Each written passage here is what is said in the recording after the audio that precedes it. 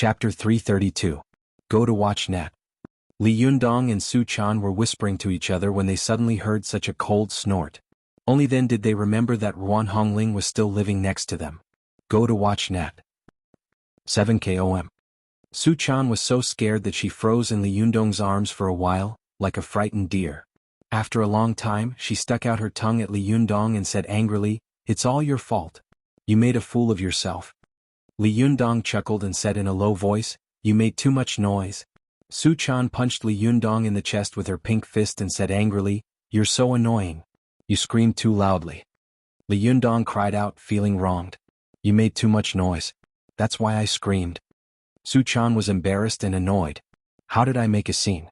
You were the one who made a scene." She flew into Li Yundong's arms, scratching and biting. "I told you to say it, I told you to say it again." Li Yundong laughed and covered Su Chan's mouth with his hand. "Shoo, keep your voice down or you'll get scolded." Only then did Su Chan calm down. She was like a general who had returned to the court after a victory. "Humph, I'll let you go. However, you should cultivate this 5 dragons embracing pillar divine art yourself." After that, she smiled slyly and said, "I'd better not practice it in case someone talks about me later." Li Yundong was depressed. He thought to himself, "Why is there always someone who spoils my good things? Next time I'm going to do something bad, should I have my fortune read in advance? Isn't this too much?" Li Yundong sighed and fell onto the bed. Su Chan got up with a smile and covered Li Yundong. She smiled and said, "Yundong, I'm going back." Li Yundong's expression was one of despair. "Ah, you're leaving? You're just going to leave me alone? You don't want me anymore?" Su Chan giggled. "I snuck out. I'm going back." After that, she bent down and kissed Li Yundong on the forehead. She said softly, "Be a good boy. The girl will treat you well in the future. She won't abandon you." Li Yundong looked pitiful. "Oh, you have to keep your word." Su Chan had seen Li Yundong's awe-inspiring appearance many times, but she had never seen him like this before. She suddenly burst into laughter, and her heart was filled with sweetness and joy. Her heart almost softened, so she stayed back. But on second thought, she still walked to the door and whispered in a low voice, "Grandpa, I'm leaving. Little lass will miss you." Li Yundong blinked at her. "Oh, I'll miss you too," he said. Su Chan opened the door and blew him a kiss at the door. The corners of her eyes were full of charm. She giggled and turned to leave, leaving only the floating fragrance and the voice and smile that seemed to be in his mind. Go. 7 km. Li Yundong looked at Su Chan's departing figure in a daze. After a long time, he chuckled and waved his hand, closing the door in the air. He rested his head on his arms and looked at the ceiling, as if he could see the frown and smile of a girl there. He couldn't help but reveal a gentle smile. When his Yin spirit had just returned, he had felt that the Fox Zen school was in trouble from both inside and outside, and the living environment around him was extremely dangerous. But now he felt that the world was so beautiful. No conspiracy or mysterious enemy was worth mentioning. It was as if as long as the girl was by his side, even if the sky fell, he would not panic at all. What's there to be afraid of? At worst, we'll just deal with whatever comes our way. If someone wants to touch the Fox Zen school, I will destroy their sect. But right now, it's better to find a place for these beauties who can bring disaster to the country and the people to live. Otherwise, I wouldn't be able to handle so much food every day. As Li Yundong thought about it, he slowly fell asleep. At dawn the next day, he woke up. As soon as Li Yundong opened the door, he found that Ruan Hongling was playing 5 animals frolics on the balcony. She was a rare beauty and her figure was graceful. At this time she was wearing a close-fitting sportswear, which made her look even more slender and elegant. When Ruan Hongling heard the sound, she turned her head and saw Li Yundong. She immediately snorted and said sarcastically, "Jinren, did you sleep well last night?" Li Yundong felt embarrassed in his heart. He thought to himself, "You little girl, you really know how to touch my sore spot." Li Yundong raised his head and laughed dryly. "The weather is really good today." Ruan Hongling snorted coldly. "If Sister Ziyuan knew that you were in her bed." Li Yundong was shocked. He hurriedly bowed and said with an apologetic smile, "Jinren Hongling, you are chivalrous and righteous. You won't betray me, will you?" It was the first time that Ruan Hongling had the upper hand in a quarrel with Li Yundong, and it was extremely rare for Li Yundong to take the initiative to show weakness. She was secretly proud of herself, and the corners of her mouth involuntarily curled up. But soon she put on a straight face and raised her chin high. "Humph, I'm not sure." Li Yundong sighed and said with a serious face, "Since you refuse to let me go, I have to tell others that Jinren Hongling, a disciple of the Linggong sect of the Jingyi school, eavesdropped on us all night last night. If such gossip gets out, I don't know if it will be good or not." Wan Hongling was furious. She stamped her feet and said, "Who eavesdropped on us all night? I only heard it for a while, okay?" Li Yundong laughed and clapped his hands. "Look, you admit that you eavesdropped on us." Wan Hongling was so angry that she was going crazy. "Wow, how dare you slander me? It's obvious that you were too loud, so I heard it all." Li Yundong put his palms together and looked like an eminent monk. He said seriously, "Amitabha, the outer appearance is Zen, and the inner appearance is not chaotic. Go to the internet. If the outer appearance is Zen, the inner appearance is chaotic. If the outer appearance is Zen, the inner appearance is not chaotic. The nature is pure and self-determined, but the state of seeing and thinking is chaotic. If you see all kinds of states and your heart is not chaotic, it is true. Jinren Hongling, your cultivation is not good enough." Wan Hongling saw that Li Yundong was making a false accusation. He actually quoted scriptures to say that her concentration was not good enough. She was so angry that she rolled up her sleeves and said angrily, "How dare you use the Surangama Sutra to suppress me? Do you think that I, a Taoist, have never read Buddhist scriptures? Let me tell you, I have read Buddhist and Taoist scriptures since I was 15 years old. Are you going to argue with me today?" Li Yundong laughed. Just as he was about to speak, Ziyuan's fairy figure suddenly flashed and appeared on the balcony. She looked at them in surprise and said, "Who wants to argue? What's so difficult about arguing so early in the morning?" Buddhists like to talk about Zen and even more like to debate with others about Dharma, and debating about Dharma was called a debate. As soon as Ziyuan asked this, Li Yundong immediately smiled and said, "No, I'm just playing with Hongling." As he said this, he winked at Wan Hongling and said, "Jinren Hongling, don't you think so?" Wan Hongling was so angry that she opened her mouth. Just as she was about to speak, she suddenly thought, "Oh no, this guy's skin is as thick as a city wall. When the matter gets out, he won't lose a single hair, but my reputation will be ruined by him. No, I can't do this kind of thing where I kill 10,000 enemies and lose 3,000 of my own." Wan Hongling glared at Li Yundong angrily, then snorted and turned her face away. Ziyuan looked at her in confusion, then looked at Li Yundong and asked curiously, "What's wrong with you too? Why are you losing your temper so early in the morning?" Li Yundong quickly changed the topic and said, "By the way, are the little ones of the Fox Zen school awake?" Ziyuan smiled slightly and said, "They woke up before dawn. They all know that you will take them out to see the house tomorrow. They are all waiting for you to take them out for a walk." Li Yundong couldn't help but smile bitterly and say, "I didn't say that I would take them out to see the house. With so many people running out, wouldn't it cause a tragedy?" Ziyuan smiled and said, "Who asked you to be the leader of the Fox Zen school? Except for the mystical silver fox, all the leaders of the Fox Zen school have been keeping a close eye on their disciples. They are afraid that these fox spirits will run out and cause chaos in the world. You, on the other hand, just let them all go." Li Yundong looked at Ziyuan with a strange expression. "Why do I feel like you are gloating?" Ziyuan pursed her lips and said happily, "You can tell? Is it so obvious? However, I really want to know how you, Jinren Li, are going to deal with these fox spirits." As soon as she finished speaking, she heard the little foxes shouting in unison from outside, "Leader, get up! Leader, get up!" All of these little foxes had clear and soft voices. Their shouts were really like a flock of birds singing in unison. Li Yundong suddenly felt a headache coming on. Wan Hongling laughed gloatingly and said, Li Yundong, you have such a day." This time, it was Li Yundong's turn to glare at her. He turned around and walked to the balcony. Before the people in the community had time to poke their heads out, he quickly jumped onto his balcony. As soon as he landed, he saw the little foxes kneeling on the carpet neatly, ready to shout one by one. But when they saw him coming back, they immediately closed their mouths and looked at him eagerly. Li Yundong pretended to be angry and said, "Why don't you shout louder? Keep shouting." These little foxes looked at each other, stuck out their bright red tongues, and then turned their heads in unison to look behind them. Li Yundong also looked over and saw a person hiding behind the group of little foxes. She was stretching her head out, looking shifty-eyed and rolling her eyes. When this person saw Li Yundong looking over, she knew that she couldn't hide, so she poked her head out with a cheeky smile. Li Yundong saw that this person was both angry and happy and had bright eyes. Who else could it be but Su Chan? Li Yundong said angrily, "Did you take the lead?" Seeing that Li Yundong was angry, Su-chan quickly lowered her head and walked over. She pretended to be sincere and said pitifully, "Leader, I won't dare to do it again." Then, taking advantage of the fact that her back was facing the group of little foxes, she mouthed silently, "I saw that Ziyuan had gone over. I was afraid that she would see through us, so I called you over quickly." Only then did Li Yundong understand. He thought to himself, this little girl is really a fox spirit. She's so cunning. But in front of me I have to put on a good show.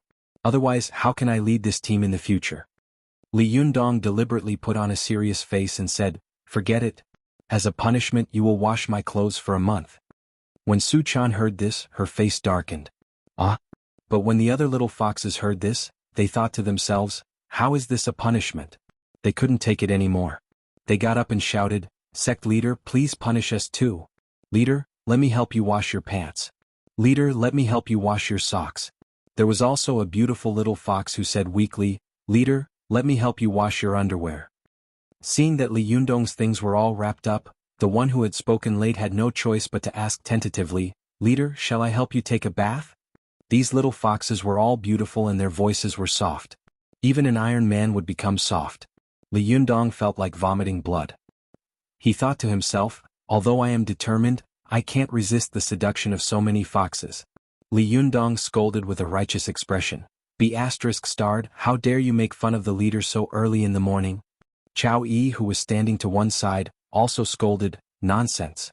Haven't you seen a man in several lifetimes? Are you so hungry that you can't be choosy?" Li Yundong was about to respond loudly when he suddenly felt that something was wrong. Hungry that I can't be choosy? What does that mean? Am I so bad? Chow Yi usually looks like a very steady person. Why does she sometimes drop the ball? Li Yundong was depressed in his heart. Fortunately, Chow Yi's words finally became normal. Go back to your own business. Let the leader wash up. Get ready to go out later. Li Yundong thought to himself, I didn't say that I would take you out with me. Could it be that the girl said that? He glanced at Su-chan. Sure enough, Su-chan had a guilty look on her face. When she saw him looking at her, she quickly looked away. Li Yundong snorted twice and walked into the bathroom. Su-chan was clever and quickly rushed to the front, saying loudly, Leader, I'll help you squeeze out the toothpaste. The other little foxes sighed one after another. Oh, I didn't even get such a good opportunity to flatter him. This Shiji Su-chan is really close to him. I'm so angry. Li Yundong entered the bathroom and saw Su-chan handing him a toothbrush with toothpaste with a smile. Li Yundong glared at her and said, Bad girl, why did you let them all go out with me? Don't you think it's too messy? Su-chan said with a cheeky smile, Are you stupid? Are you looking for a house or are they looking for a house? If you don't let them go, they will be dissatisfied and make some trouble. Won't they just cause trouble for you? Li Yundong scolded with a smile, You're so smart. I think you wanted to go but you were afraid that others would say it, so you gave them a fake imperial edict and encouraged them to go together. Su-chan's eyes widened and her face was full of amazement. Master, you really have a keen eye. I can't hide anything from you. You're amazing. Li Yundong glared at her and said, Bad girl, don't do it again. After that, he suddenly turned his head to look at Su-chan and said, Hey, why don't you go out? Do you want to see how I pee? Su-chan covered her face and spat with a smile. I don't want to see it. It's so hairy. Li Yundong laughed. When he was done, he walked into the living room and suddenly found that not only were the members of the Fox Zen school all dressed up and waiting for him, but Zhou Qin and Su-chan were also dressed up, looking like they were competing for beauty. Even Ziyuan and Ruan Hongling were standing in the living room and looking at him. Li Yundong was stunned and stammered, What are you doing? Su-chan said with a smile, Leader, we are all waiting for you. Li Yundong was surprised and said, Ziyuan, are you going too? Ziyuan smiled slightly and nodded. If we have time today, we might as well go to the shop together. Besides, you can't let the disciples of the Fox Zen school live in one place while you live here alone. If something happens, how can you protect them? So, let's find a place to live together. Li Yundong smiled bitterly. You're right. All right then, let's go together. As soon as he finished speaking, the little foxes who were looking at him eagerly suddenly cheered. They opened the door and rushed out like a swarm of bees, all cheering and waving their claws. Damn it, this is simply a group of little demons who have been released from the mountains. A group of demons is dancing wildly. An ominous thought suddenly flashed through Li Yundong's mind. These guys won't tear down Tianan City, will they? Chapter 333. Go to watch net. Li Yundong first inquired about the community and found that there were no available houses in the community. He had no choice but to take all the members of the Fox Zen school out. As soon as they left the community, the little foxes made a lot of noise. They looked around and pointed at the high-rise buildings and shouted in surprise, "Wow, I've seen that before. I saw it the last time I came here. It's so thick and big." Immediately, a little fox who knew more said seriously, "Bah, it's so ugly. What do you mean by thick and big? That's called a thick building." "Oh, it's also thick and big. Bullshit, you two don't know anything. That's called a high-rise building." "Oh, what is it used for?" "I don't know. Maybe it's for living?" "Wow, can we live there?" "I don't know. It depends on leader. Go to WatchNet. 7 KOM. Alas, our leader is so poor that he probably can't afford to live there. Hearing this, Li Yundong's heart was burning with anger. He pressed one down and the other jumped up again. It was really like pressing a gourd and raising a ladle. He was tossed around like a Buddha being born and two Buddhas going to heaven. Li Yundong couldn't stand it anymore. He stood on the road with his hands on his hips and scolded loudly, "Be ****, if you say one more word, I'll send all of you back to the mountain." After getting along with Li Yundong for the past few days, these little foxes had found that although Li Yundong was domineering and fierce when facing enemies, he was actually a very gentle and tender person. Although they saw that Li Yundong was angry, they also knew that he would not be so cruel as to send them back to the mountain. The little foxes giggled and didn't take Li Yundong's words to heart at all. They said in unison, "We wouldn't dare, leader." But after they finished speaking, they quickly began to chatter again. Seeing that they didn't take him seriously so quickly, Li Yundong suddenly took a deep breath and thought to himself, "Oh my God, I don't have any prestige. This is terrible. If this goes on, the leader, will be a big tragedy." Li Yundong glared at them, his face darkening. "Hey, do you really think I wouldn't dare?" He was about to speak again, but he saw Chao Yi and the others standing next to him covering their mouths and snickering. He was angry in his heart. "Good heavens, they're all laughing at me." Li Yundong turned around and said to Chao Yi, "Chao Yi Sherbua, why don't you take care of them? I really can't manage them alone." Chao Yi was snickering when she suddenly froze and said in surprise, "Leader, let me do it? This isn't too good, right?" Li Yundong waved his hand and said with a smile, "There's nothing wrong with that. You came at the right time." As he said this, he saw a small red flag on the side of the road with the words, "Building a Civilized and Healthy City," written on it. He picked it up casually, handed it to Chao Yi and said, "You go in front and hold this flag. This way the little guys won't get lost when they see you. WatchNet." Chao Yi looked at the little red flag in her hand in a daze and said with a dry smile, "Leader, that's not good, is it?" As she said this, she looked at Lu Yuehong and Zhuang Yiting for help. The two of them were snickering.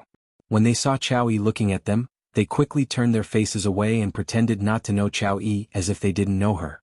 Li Yundong said with a straight face, "This is good. You are an elder of the Fox Zen School, so you should play a pioneering role." With a bitter face, Chao Yi turned to Zhuang Yiting and Lu Yuehong and said, "Then why don't the two of them play a pioneering role? They are my Shiji." Li Yundong casually pulled out two more little red flags and handed one to each of them. He said with a straight face, "Don't even think about running away. One in the front, one in the middle and one in the back. It's just right. Do your job." This time the three of them couldn't laugh anymore. They could only take the little red flags with bitter smiles. For a moment, the three great beauties holding the flags walked in front with the 7 chattering little beauties. Li Yundong laughed happily behind them. He saw that the Fox Zen School was extremely eye-catching wherever they went. It was really a moving scenery. For a moment, the eyes of passers-by almost popped out of their sockets. They said one after another, "Damn, which tourist group is this? This is too evil. Why are there so many beautiful women?" "Idiot, don't you see the little red flag in their hands that says, 'Building a Civilized and Healthy City'?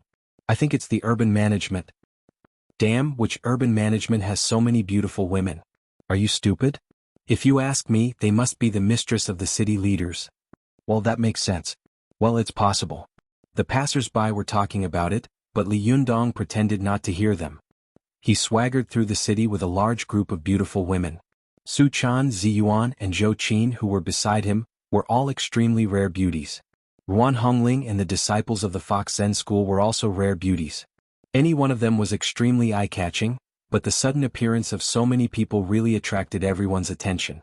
Because Li Yundong wanted to find a big house, and it was best to find a big house that was connected together, He took the beauties to several places and looked at several houses, but they were all very dissatisfied. When they went to the sixth house, they came to a new community called Riverside Garden. Only then did they find two more suitable houses through an agent. The agent called the landlord. The landlord was a woman in her 30s with a plain appearance. Zhou Qin understood and immediately pulled the landlord aside to talk. Then Li Yundong winked at Su Chan again. The little girl saw Li Yundong winking at her, and suddenly became energetic. She ran over, blinking her eyes hard without saying a word. Li Yundong chuckled, leaned over to Su Chan's ear and whispered a few words. Hearing this, Su Chan burst into laughter. Li Yundong immediately glared at her, and she quickly covered her mouth with her hands. Her face was serious, but the corners of her eyes were full of smiles. She secretly looked back and saw that the landlord had not noticed, so she turned back and said with a smile, "Don't worry, I promise to complete the task." Li Yundong smiled and tapped her nose, then said loudly to Zhou Qin, "Zhou Qin, come with me." Zhou Qin smiled and greeted the landlord, then came to Li Yundong's side and looked at him in confusion. Li Yundong was not in a hurry to explain. He nodded to Ziyuan and Ruan Hongling, then took them out. When they came out, they stood in the corridor. Zhou Qin asked in confusion, "Master, what are you doing?" Ruan Hongling also rolled her eyes at him. "That's right, you're just pretending to be mysterious." Li Yundong chuckled and gestured to them to keep quiet. "Keep your voice down. You'll understand in a moment." Ziyuan and the others were puzzled, but they saw Su Chan and the little foxes starting to make trouble in the room. Su Chan's eyes rolled and she thought to herself, "Yundong wants me to find trouble, but I haven't been to many places. Well, I've only been to the amusement park." "Ah yes, that's it." Su Chan walked around the room with her hands behind her back. The landlord also found that among the group of beautiful women, Li Yundong was the closest to this girl. Obviously she was his favorite mistress. She thought to herself, "Well, as long as I coax her, this rich man will give me whatever price I say." Thinking of this, the landlord said with a smile on her face, "Beauty, what do you think? Is there anything you're not satisfied with?" Su Chan nodded and praised, "Not bad, not bad. This house is so good." The landlord was overjoyed when she heard this, and a smile bloomed on her face.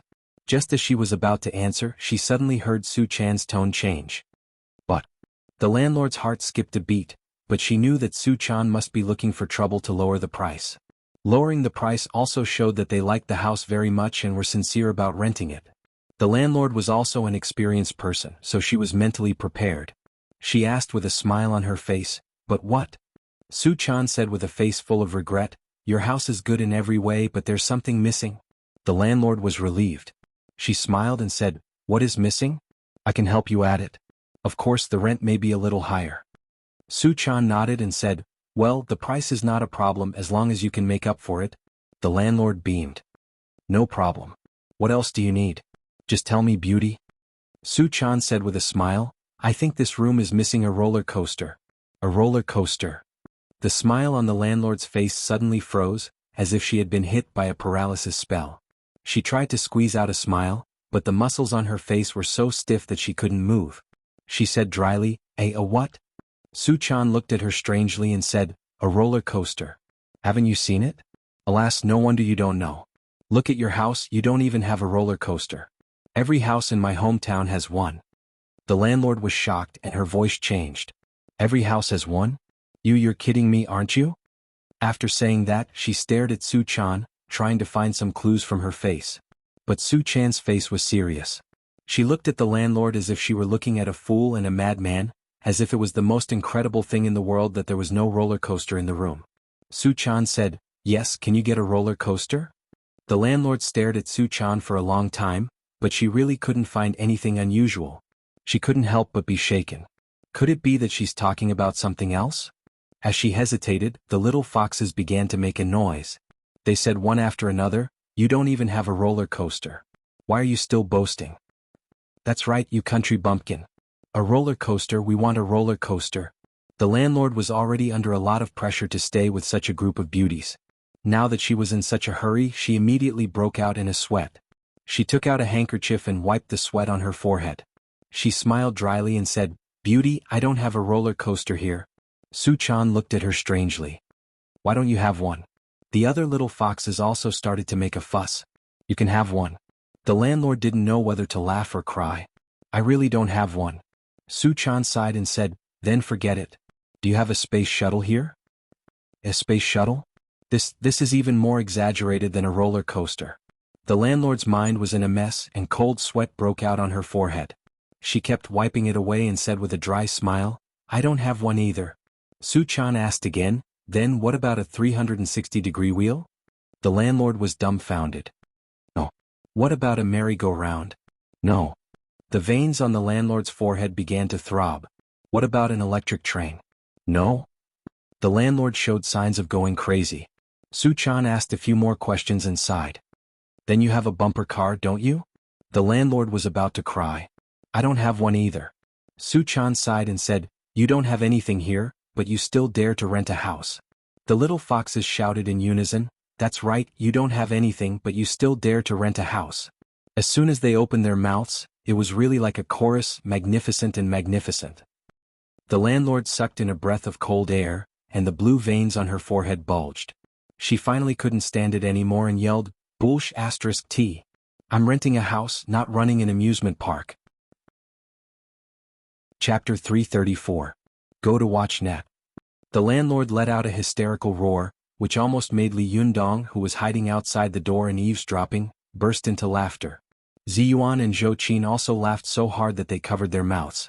Ruan Hongling even squatted on the ground and couldn't help laughing and scolding, Li Yundong, you're so bad. You actually instigated them to deliberately find fault with you.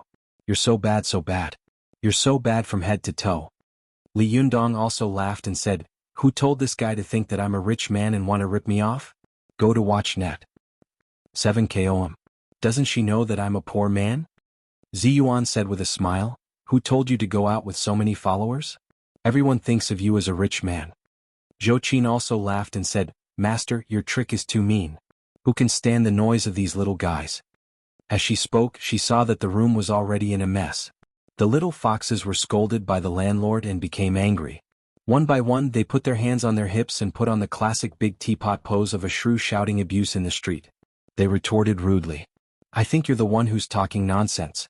We all have them but you don't. That's right. You don't know anything but you think others don't know anything. What's an amusement park? Why have I never heard of it? Hey you woman, hurry up and put all these things in, or I'll tear down your house. They quarreled and the house was really in a mess.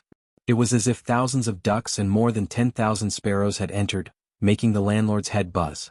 She wanted to refute, but as soon as she opened her mouth, she was drowned out by the noise of the little foxes. She couldn't even hear her own voice. The landlord's heart was full of tears. Can I not rent it anymore? My Andes, I was wrong. Don't you wake up? I'm going deaf. Li Yundong was almost done. He walked in from the door and coughed dryly. He was so powerful that the whole room echoed with his dry cough.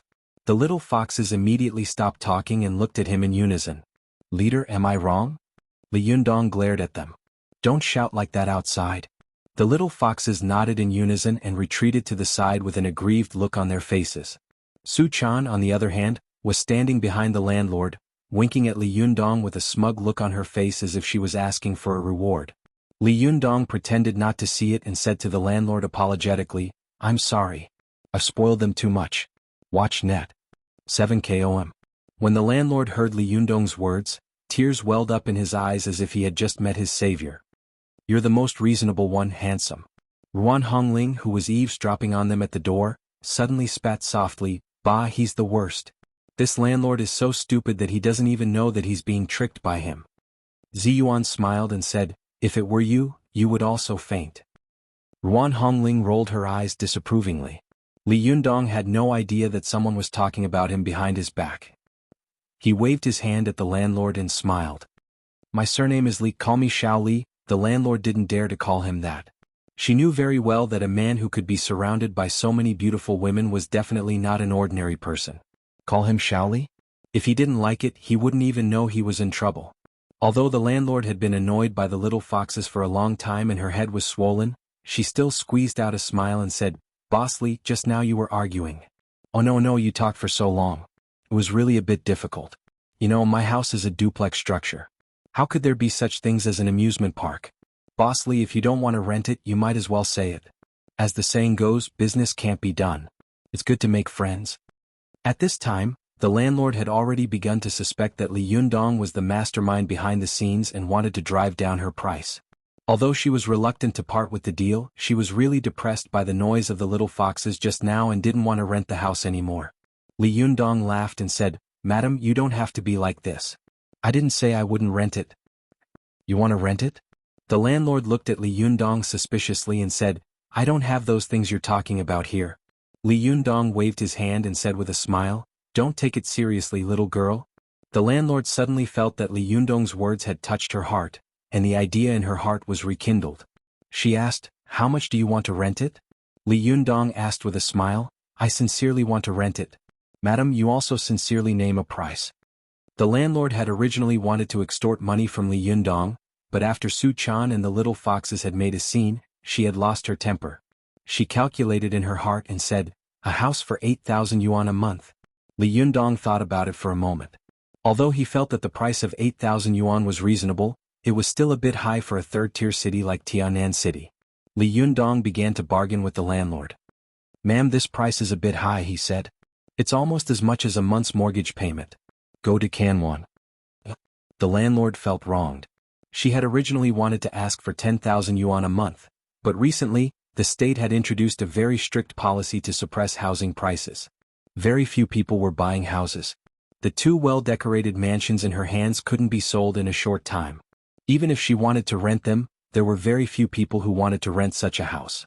It was rare to see a tenant like Li Yundong who rented two mansions at once. The landlord thought for a moment and complained, "Boss Li, this price is very affordable. This is a compound mansion of more than 180 square meters. I have to pay the mansion tax. Moreover, you are renting two houses at once and I happen to have two. This kind of house is not easy to find." Li Yundong seemed to have expected this. He also said with a smile, "Yes, I also happen to rent two houses from you at a time. It's not easy to rent your house out here. Ordinary people won't rent your house and it's not easy to find a tenant like me. Let's each make a concession." Su Chan and the others watched Li Yundong bargain with the landlord. One of the little foxes laughed in a low voice and said, "One of them calls her Boss Li, and the other calls her Madam. Leader is taking advantage of them." When the little foxes heard this, they all giggled. Su Chan, on the other hand, was very unhappy and glared at them. Only then did the little foxes react and quickly flatter her. "Shiji Su Chan, you're the lady boss." Su Chan snorted, raised her chin high and looked proud. She said, "Let me tell you, Yundong has already said that I will be in charge of the store when it opens in the future. Be good for me. If you perform well, I will let you come to the store and have a good life with me in the future." When the little foxes heard this, their eyes lit up and they said one after another, Okay. Madam is wise and powerful. Madam will live forever." Su Chan put her hands on her hips and laughed proudly. Li Yundong heard them laughing, but he didn't know what they were laughing about. He couldn't help but turn his head and look at the noisy foxes with a strange expression on his face. The landlord's heart skipped a beat and he thought to himself, "What are these girls doing? I can't stand their torment. Forget it, it doesn't matter who I rent. Although they are a little noisy, they don't look like bad people. They look more like a group of naive children." The landlord thought for a moment and said, "Boss Li, since you sincerely want to rent it, I'll give you a base price of 6,000 yuan. It can't be lower. And you have to rent it once a year. If the price is lower, I'd rather not rent it." Li Yundong immediately said, "Okay, that's the price. It's not a problem to rent it once a year." When the little foxes heard that the two of them had finally made a deal, they raised their arms and were about to cheer. Su Chan quickly glared at them and said in a low voice, "Shut up. We want the landlord to know that we are deliberately looking for trouble." Only then did the little foxes come to their senses. They covered their mouths one by one, not daring to breathe. After Li Yundong signed the contract with the landlord and paid the intermediary's fee, the little foxes burst into cheers. "Hooray! We have a home now. Leader is wise and mighty. Leader will live forever." Li Yundong didn't know whether to laugh or cry. "Who did you learn this from?" Su Chan hurried over and flattered, "These are words from the bottom of our hearts. We don't need to learn it from anyone." The little foxes nodded like chicks pecking at rice and said in unison, "Yes, yes." Li Yundong felt a burst of nausea and hurriedly said, Stop. If you continue, I will become Constellation Immortal." At this time, Zhou Qin teased, "Constellation Immortal's life is as long as the heavens. What you said is from Dongfang Bubi." Li Yundong glared at her, then turned around and said to Chao Yi and the others, who had been smiling silently, "Now that we have found a house, shall we divide the rooms?" Chow Yi smiled and said, "It's all up to you, leader." Li Yundong didn't refuse. He took Su Chan, Zhou Qin and the 5 little foxes to one room, while Ziyuan, Ruan Hongling, Chao Yi, Lu Yuehong, and Zhuang Yiting took the 2 little foxes to the other room. After the group of people had divided the rooms, Zhou Qin said to Li Yundong, "Now that we have found a house, let's go look at the shop after lunch. I'm afraid that if we're late, it will be rented out." Li Yundong thought for a moment and nodded. "Yes, let's strike while the iron is hot. But people are iron and food is steel. If we don't eat, we will be hungry. Let's find a place to eat first." After he finished speaking, everyone agreed in unison, especially the little foxes who jumped up and down and cheered. They said in unison, "We want to eat the food cooked by leader." When Li Yundong heard this, he suddenly felt a headache coming on. "Hey, do you think I'm the leader or the chef?" "No, we are all going out to eat today. There are no dishes. How can we cook?"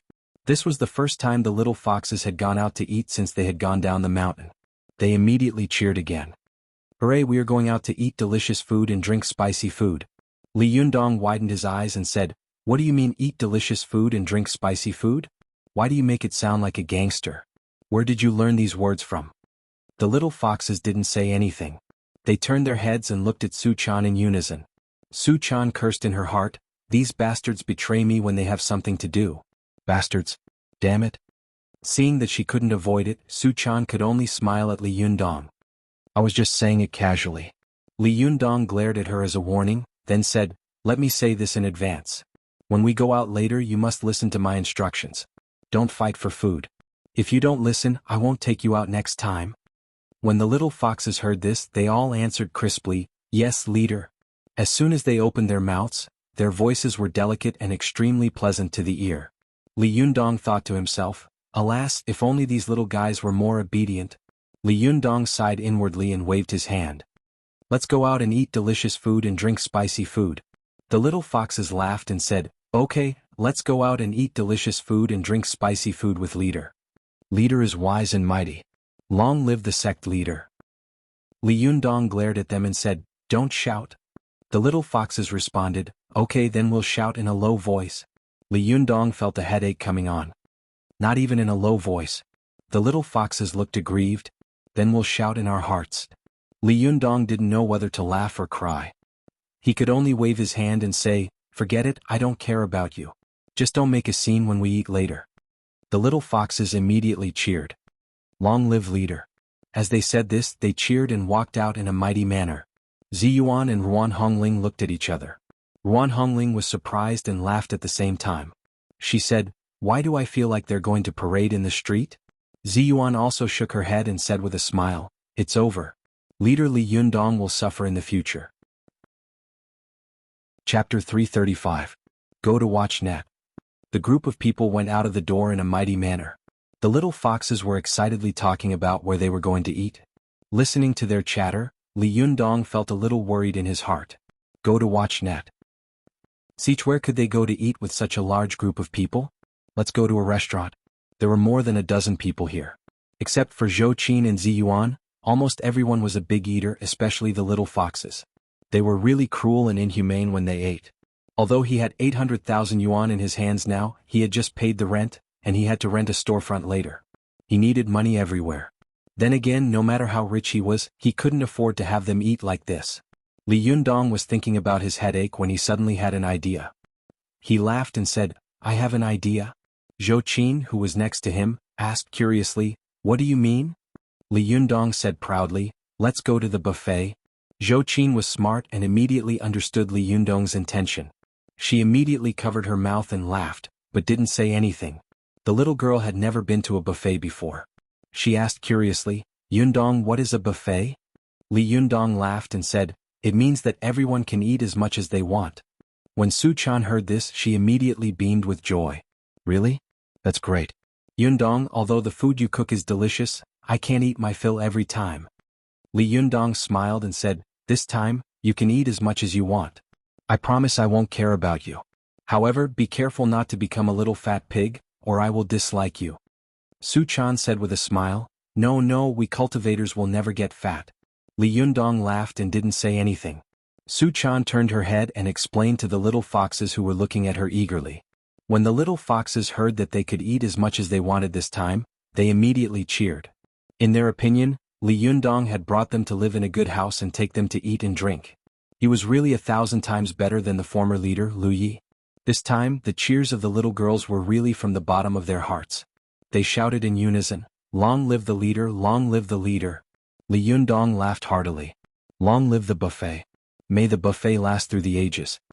Ziyuan watched from the side, laughing and shaking her head. "Really, you're a famous sect leader. How can you still act like a child?" Ruan Hongling also laughed and scolded, "This person has never been serious before." The group of people went to an Amazon buffet restaurant that was very close to the shops on the shopping street. As soon as they entered the door, they immediately attracted everyone's attention. Watch net. 7KOM. Coincidentally, the owner of the restaurant was also there. While greedily looking at the various beauties, he secretly rejoiced in his heart. With so many beauties coming to the buffet, he was going to make a fortune. Buffet restaurants loved the presence of beautiful women the most, because most beautiful women cared about their figures. They wouldn't eat this or that and they would only consume a little bit of food. Naturally, the restaurant would make a lot of money. Li Yundong and the others found 2 big tables and sat down. Chao Yi and the others sat at one table with the little foxes, while Li Yundong, Su Chan, Zhou Qin, Ziyuan, and Ruan Hongling sat at the other table. After Su Chan entered the restaurant, her eyes kept looking around as if she was a thief. As soon as she sat down, she said eagerly, "Yundong, I'm starving. Can you let me find something to eat?" Li Yundong laughed and scolded, "Hurry up and wipe your mouth. You're drooling." Su Chan let out a cry and quickly wiped the corner of her mouth. Seeing that there was nothing wrong, she said angrily, "You're messing with me. Can you do it or not?" Li Yundong acted as if he were shooing away a fly. "Go ahead. Look at you. Oh my God, haven't you eaten for hundreds of years?" Su Chan giggled, turned around and ran away. When she passed by the little fox's table, she waved her hand, and the little foxes all stood up and followed her to the table. Li Yundong looked at their figures and turned his head with a smile. He shook his head and said, "I really can't do anything about them. Alas, I really don't know how the former leader led them." Ziyuan took a sip of tea and said meaningfully, "It's easy to go down the mountain, but difficult to go up the mountain. Li Yundong, if you take them down the mountain, you will have to bear the trouble they cause after they go down the mountain. Watch net." Li Yundong smiled bitterly and said, "Don't scare me, okay? I stay close to her every day. What kind of disaster can happen?" Zhou Qin suddenly said, "Master, why do I feel that something is wrong?" Li Yundong asked in confusion, "What's wrong?" Zhou Qin sat opposite him and said with a strange expression, "Master, do you remember that Su Chan once made a pagoda at my birthday party?" Li Yundong chuckled. "Of course I remember. Last time this little girl, Sheech." Before Li Yundong could finish his words, his expression suddenly changed. "You're not saying that she's stacking the pagoda now, are you? Damn it, how could I forget about this?" Zhou Qin's expression was strange. "See for yourself." Li Yundong quickly turned around. When he saw what was in front of him, he suddenly gasped. He saw that Su Chan was holding 2 large plates in each hand. On the large plates, there was a tall pagoda stacked with all kinds of food. She was not petite, but compared with the 2 plates of food, she was simply small and exquisite. But what was even more exaggerated was that the group of little foxes behind her was also holding a pagoda in their hands. As they walked, the pagoda was on the verge of collapse, but every time it was about to fall, they would twist their waists like acrobats and stabilize themselves again. From the owner to the staff to the guests in the buffet, everyone looked at them with astonishment.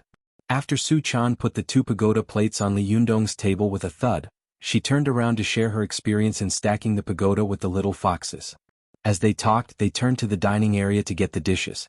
The restaurant owner's legs went soft, and his back was sweating profusely. His eyes almost popped out of their sockets. The waiters and guests looked at Su Chan and the other little foxes as if they had seen visitors from outer space. Some guests even took pictures with their mobile phones.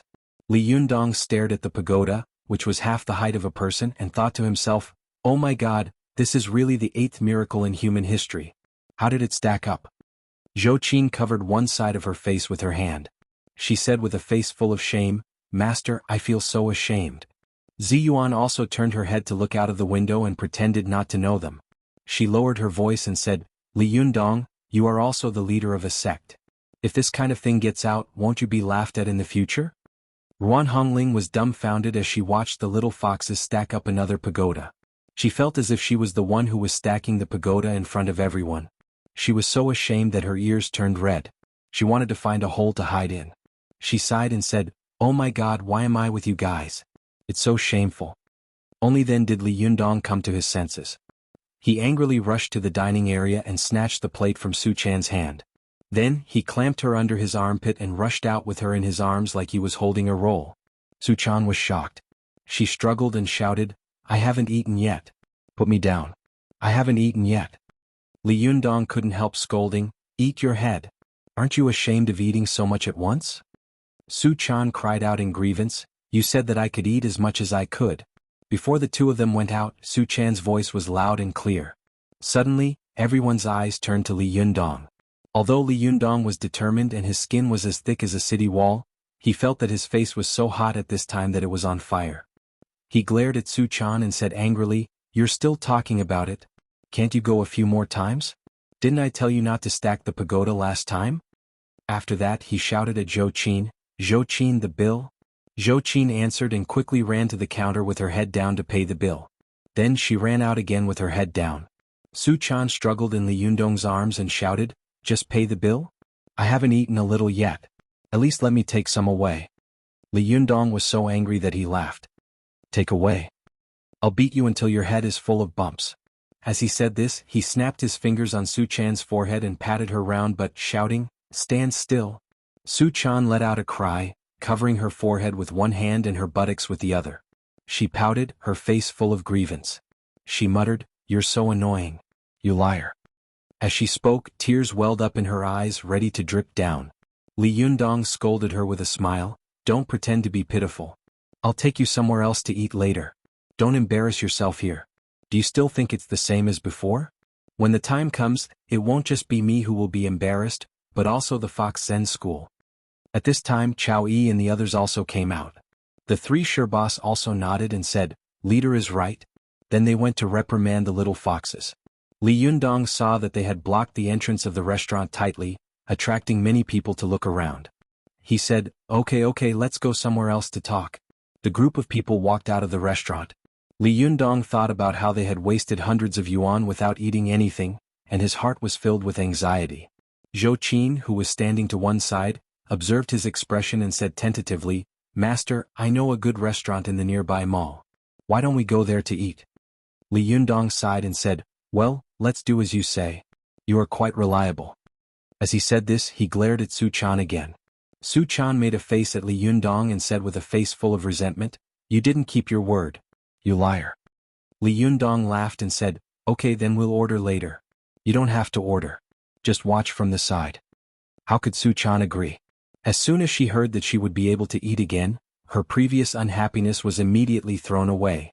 She immediately rushed over to Li Yundong, took his arm and said with a smile, "Sir, don't argue with me. You are the best."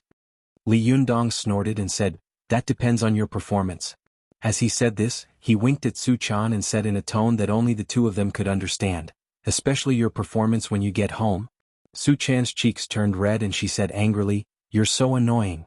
How dare you threaten me? I'll ignore you." While the two of them were flirting, Ruan Hongling coughed dryly and said in a strange tone, "Hey, there are so many people waiting for you here." Li Yundong hadn't expected that a group of people eating at a buffet would cause so much trouble. He laughed dryly and said, "Let's go. Girls, eat and get to work." He said to Zhou Qin, "You lead the way and get to work." Chapter 336. Go to Watch Network. The group of people came out of the buffet restaurant and went to the restaurant in the shopping mall next door. Along the way, the little foxes passed by many clothing and accessories stores. The exquisite clothes dazzled them and they almost couldn't walk. Go to the Watch Net. Su Chan was even more eager to see the beautiful clothes. She pulled Li Yundong's sleeve hard and kept winking at him. Li Yundong felt a headache coming on. How could he dare to agree? The last time he had bought clothes for Su Chan, he had directly made himself bankrupt. This time there were so many people. Who should he buy for and not for? If he bought all of them, no matter how rich he was, he couldn't afford these prodigals. If he only bought for Su Chan, wouldn't he, the leader of the sect, be talked about behind his back? No, absolutely not. Li Yundong deliberately pretended that he didn't see it and strode forward. The little girl had no choice but to look back 3 times at every step, watching the beautiful clothes getting farther and farther away from her. When they finally reached the 9th floor and entered the restaurant, the group of people found a place to sit down. Li Yundong breathed a sigh of relief and said to the waiter, "Miss, please order." They divided into 2 tables and began to order the dishes they wanted to eat. But it was noon and the restaurant's business was excellent. After ordering the food, it took a long time for the dishes to be served. Su Chan was a little upset. She was thinking about those beautiful clothes, so she pulled Li Yundong's sleeve and begged, "Yundong, I'll go and have a look." "I won't buy them. I'll just have a look." Li Yundong sighed in his heart. "Little girl, everything I have is yours, but now I have to be responsible for the food, clothing and housing of your Sherbua and Shiji." But Li Yundong couldn't help but think of the time when Su Chan had been alone in Shantang, so poor that she couldn't even bear to eat sesame seed cake, nor did she accept the handouts of the rich young masters. He thought for a moment, then his heart softened. He took out a stack of money, handed it to Chow Yi and said, "I didn't let you live a good life as the leader of your sect. Take the little girls to see if there are any clothes you like. Take them as gifts from me to them." Chow Yi was shocked. "That won't do. Leader, how can we let you pay for it yourself? Besides, didn't you already buy clothes for us last time?" Li Yundong smiled and said, "How can one set of clothes be enough? Don't you want to trade? Don't refuse. Take the little guys out for a stroll. Anyway, it's only this much money. Just buy whatever you like. Watch net. 7 KOM. Chow Yi said gratefully and shamefully, "Leader, we thisk." Li Yundong waved his hand and said, "Don't talk about it. Anyway, the dishes won't be served until a while later. You guys go and look at the clothes."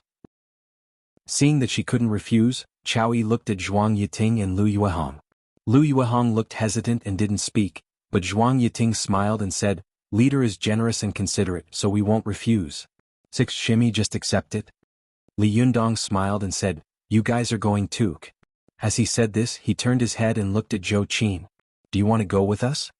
Zhou Qin was a little tempted. She glanced at Li Yundong and asked, "Can I go?" Li Yundong saw that she was so careful that even her nature had been worn away, so he couldn't help sighing. He shook his head and said with a smile, "Of course, you can go if you want." Zhou Qin was in the prime of her youth and she was a stunning beauty. The more beautiful a woman was, the more she loved to be beautiful. How could she be an exception? When Zhou Qin heard Li Yundong's words, she immediately beamed with joy. "Then I'll go and have a look." Su Chan was overjoyed. She clapped her hands and said with a smile, Okay, let's go together." Li Yundong smiled and watched them go out to all kinds of clothing stores. He shook his head with a smile.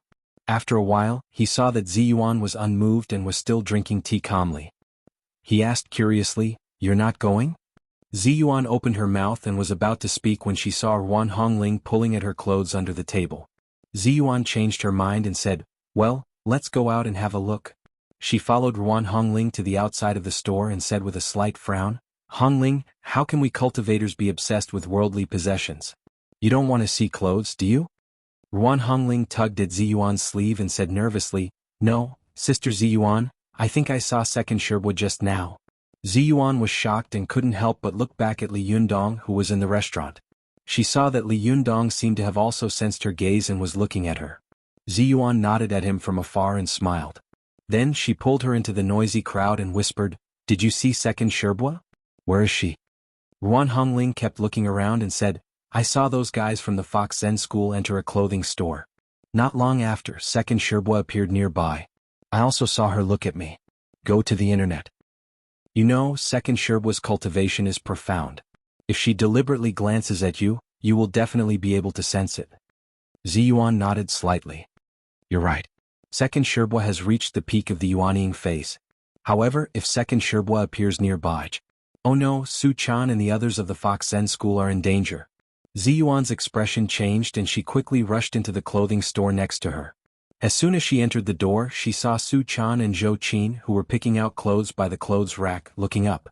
Su Chan beamed and said, "Sister Ziyuan, are you also here to see clothes?" Zhou Qin's observation ability was far better than Su Chan's. She saw the nervous look on Ziyuan's face and her heart skipped a beat. She just stared at Ziyuan without saying a word. Then Ruan Hongling also rushed in. Just as she was about to open her mouth and ask if the people of the Fox Zen school had seen second Sherbua, Ziyuan held her hand and squeezed it gently. She swallowed the words she wanted to say. Ziyuan smiled slightly at Su-chan and said, "No, we're just wandering around. The clothes here don't suit me. I'll go somewhere else with Hongling." Su-chan put down a milky white dress in her hand and said with a smile, "Sister Ziyuan, can I go with you?" Ziyuan was stunned. She wanted to find the whereabouts of Second Sherbua, so how could she let Su-chan follow her? She couldn't help but frown slightly. Seeing this, Zhou Qin immediately said to Su-chan, "Su-chan, can you help me take a look at this dress?" Su-chan nodded and smiled apologetically at Ziyuan. "I'm sorry I can't go with you. I'll help Sister Zhou Qin look at the clothes." Ziyuan gave Zhou Qin a meaningful look, then smiled at Su-chan and said, "It doesn't matter. Take your time." After saying this, she left with Ruan Hongling. The two of them walked back into the crowd and whispered to each other. Ruan Hongling asked in confusion, "Sister Ziyuan, why didn't you let me ask just now?" Ziyuan sighed softly and said, "Do you really not understand, or are you just pretending not to understand? Second Sherbua has such a deep hatred with the Fox Zen school. Nearly 100 inner and outer disciples of the Fox Zen school have died because of the grudge between Second Sherbua and the Fox Zen school. This time, the 6 great sects besieged the Fox Zen school because of Second Sherbua. Do you think the whole Fox Zen school hates her? If the people of the Fox Zen school find out where Second Sherbua is, how do you think they will react?" Ruan Hongling was even more puzzled. "I know, but we are just reminding them. Is there anything wrong with that?" Ziyuan smiled bitterly and said, "You are smart, but why can't you see things clearly sometimes? Second Sherbua is still in the same sect as us, while the people of the Fox Zen school are outsiders to us. No matter what, we have a closer relationship with Second Sherbua. Who do you think we should help when the time comes?" However, Ruan Hongling sneered and said, "Humph, Second Sherbua used to be indifferent to us. 9 years ago she disappeared and hasn't appeared for so many years. Our Lingong sect has been bullied like this, but she hasn't helped us at all. Now as soon as she appears she has caused such a big trouble. Humph, such a Second Sherbua, we don't need her." Ziyuan frowned slightly. Just as she was about to speak, she suddenly heard a voice in her ear. "Hongling, is this how you talk about your elders?" Ziyuan was shocked and immediately looked in the direction of the voice. Ruan Hongling seemed to have also heard this. She was so shocked that she immediately looked around. After a while, she found the direction of the voice. The two of them looked around and saw Yan Fang looking at them from a hidden corner of the shopping mall. Ziyuan and Ruan Hongling looked at each other and immediately chased after her. When Yan Fang saw that they were about to get close, she turned around and left. Ziyuan and Ruan Hongling followed her all the way to a remote corridor. Yan Fang stopped, turned around and looked them up and down. She said lightly, "I haven't seen you for so many years. Hongling, you have become so beautiful." As she spoke, she looked at Ziyuan again, nodded secretly and said, "Ziyuan, Shixiang used to dote on you the most. Now, if he saw that you have become so beautiful and have such a high cultivation, I don't know how happy he would be." Ziyuan saw that although Yan Fang was still in her yang spirit body at this time, and her body was emitting a faint fluorescence that was difficult for ordinary people to see with the naked eye, her chi had not weakened at all since she had been out of Moashi's body for so long. Instead, it showed signs of strengthening. She couldn't help but be surprised. Ziyuan knew that no matter what realm a person cultivated to, if the yin spirit or yang spirit went out of the body for too long, it would definitely cause the yin qi and yang qi to continue to dissipate between heaven and earth. In the end, the yuan qi would be exhausted and the soul would also dissipate. This was why some cultivators who had just started cultivating couldn't let their yin spirits go out of the body for too long. The longer a person's primordial spirit went out of the body, the weaker it would be. However, Yan Fang's yang spirit had been out of the body for so long, but it was still so strong. This was really incredible. Ziyuan couldn't help but look at Ruan Hongling. She also saw the shock and confusion in Ruan Hongling's eyes. Yan Fang saw that the two of them were standing there in a daze, not saying a word. She said again, "What's wrong? Do you really not want to recognize me as your Second Sherbua?" Ziyuan was a cultivator who respected her master very much. She lowered her head and stepped forward, bowed and said, "Second Sherbua, how have you been?" Although Ruan Hongling was dissatisfied, she still followed Ziyuan and bowed. She said softly, "Second Sherbua." Yan Fang smiled and said leisurely, "No wonder. I have never taken care of you since you were young. Especially 10 years ago when your master and that bitch abandoned the sect, I also left you behind to seek revenge. Alas, at that time the two of you needed someone to take care of you the most. The heavy responsibility of the Lingong sect fell on the shoulders of Ziyuan and Hongling. I don't know how you have survived so many years." Ziyuan remained calm and said lightly, no matter what, it can't be compared with the suffering second Sherbua has endured for 9 years. Yan Fang laughed out loud and said, Ziyuan, I haven't seen you for 9 years, but you are still the same Ziyuan from before. You are gentle but firm, and there is a needle hidden in the cotton. Good, no wonder Shixiang likes you so much.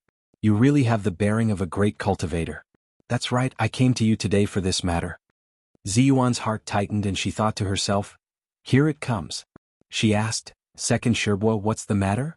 Yan Fang's face turned serious and she said coldly, Ziyuan Hongling, you are also the direct descendants of the Linggong sect of the Jingyi school. How can you mix with demons and evil people? I came here today to persuade you to turn back as soon as possible and stop before it's too late. As long as you are willing to help me destroy the Fox Zen school, I will tell you a big secret. Ziyuan frowned. Just as she was about to speak, she saw Yan Fang raise her palm and smile. Don't be in a hurry to speak. I can tell you first that the big secret that I have learned after lurking in the Fox Zen school for 9 years is related to your master. You have to think carefully before you answer me.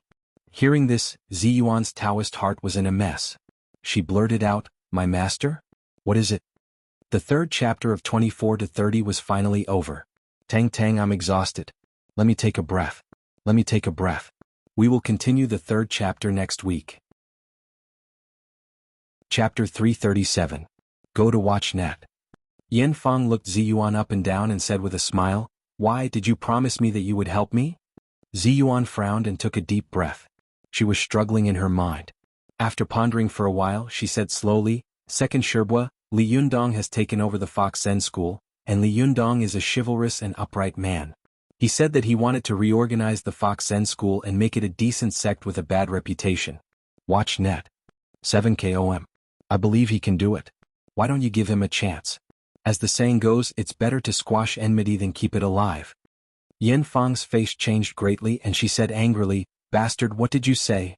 This stinking brat messed up my plans last time, and I haven't even found trouble with him, yet you're actually speaking up for him. Have you lost your mind? Ziyuan also said with a sullen face, Second Sherbua, my master once left a psalm, pointing out that my future cultivation will fall on this Li Yundong. That's why I got in touch with him. Over the past few days, I've discovered that not only is he a cultivation genius that only appears once every 500 years, but he's also a rare and extraordinary man. Ziyuan's face was as calm as water, and she spoke with confidence and assurance. Second Sherbua, let me ask you, a man who would rather suffer a heavenly tribulation and enforce justice on behalf of heaven, could he be a bad person?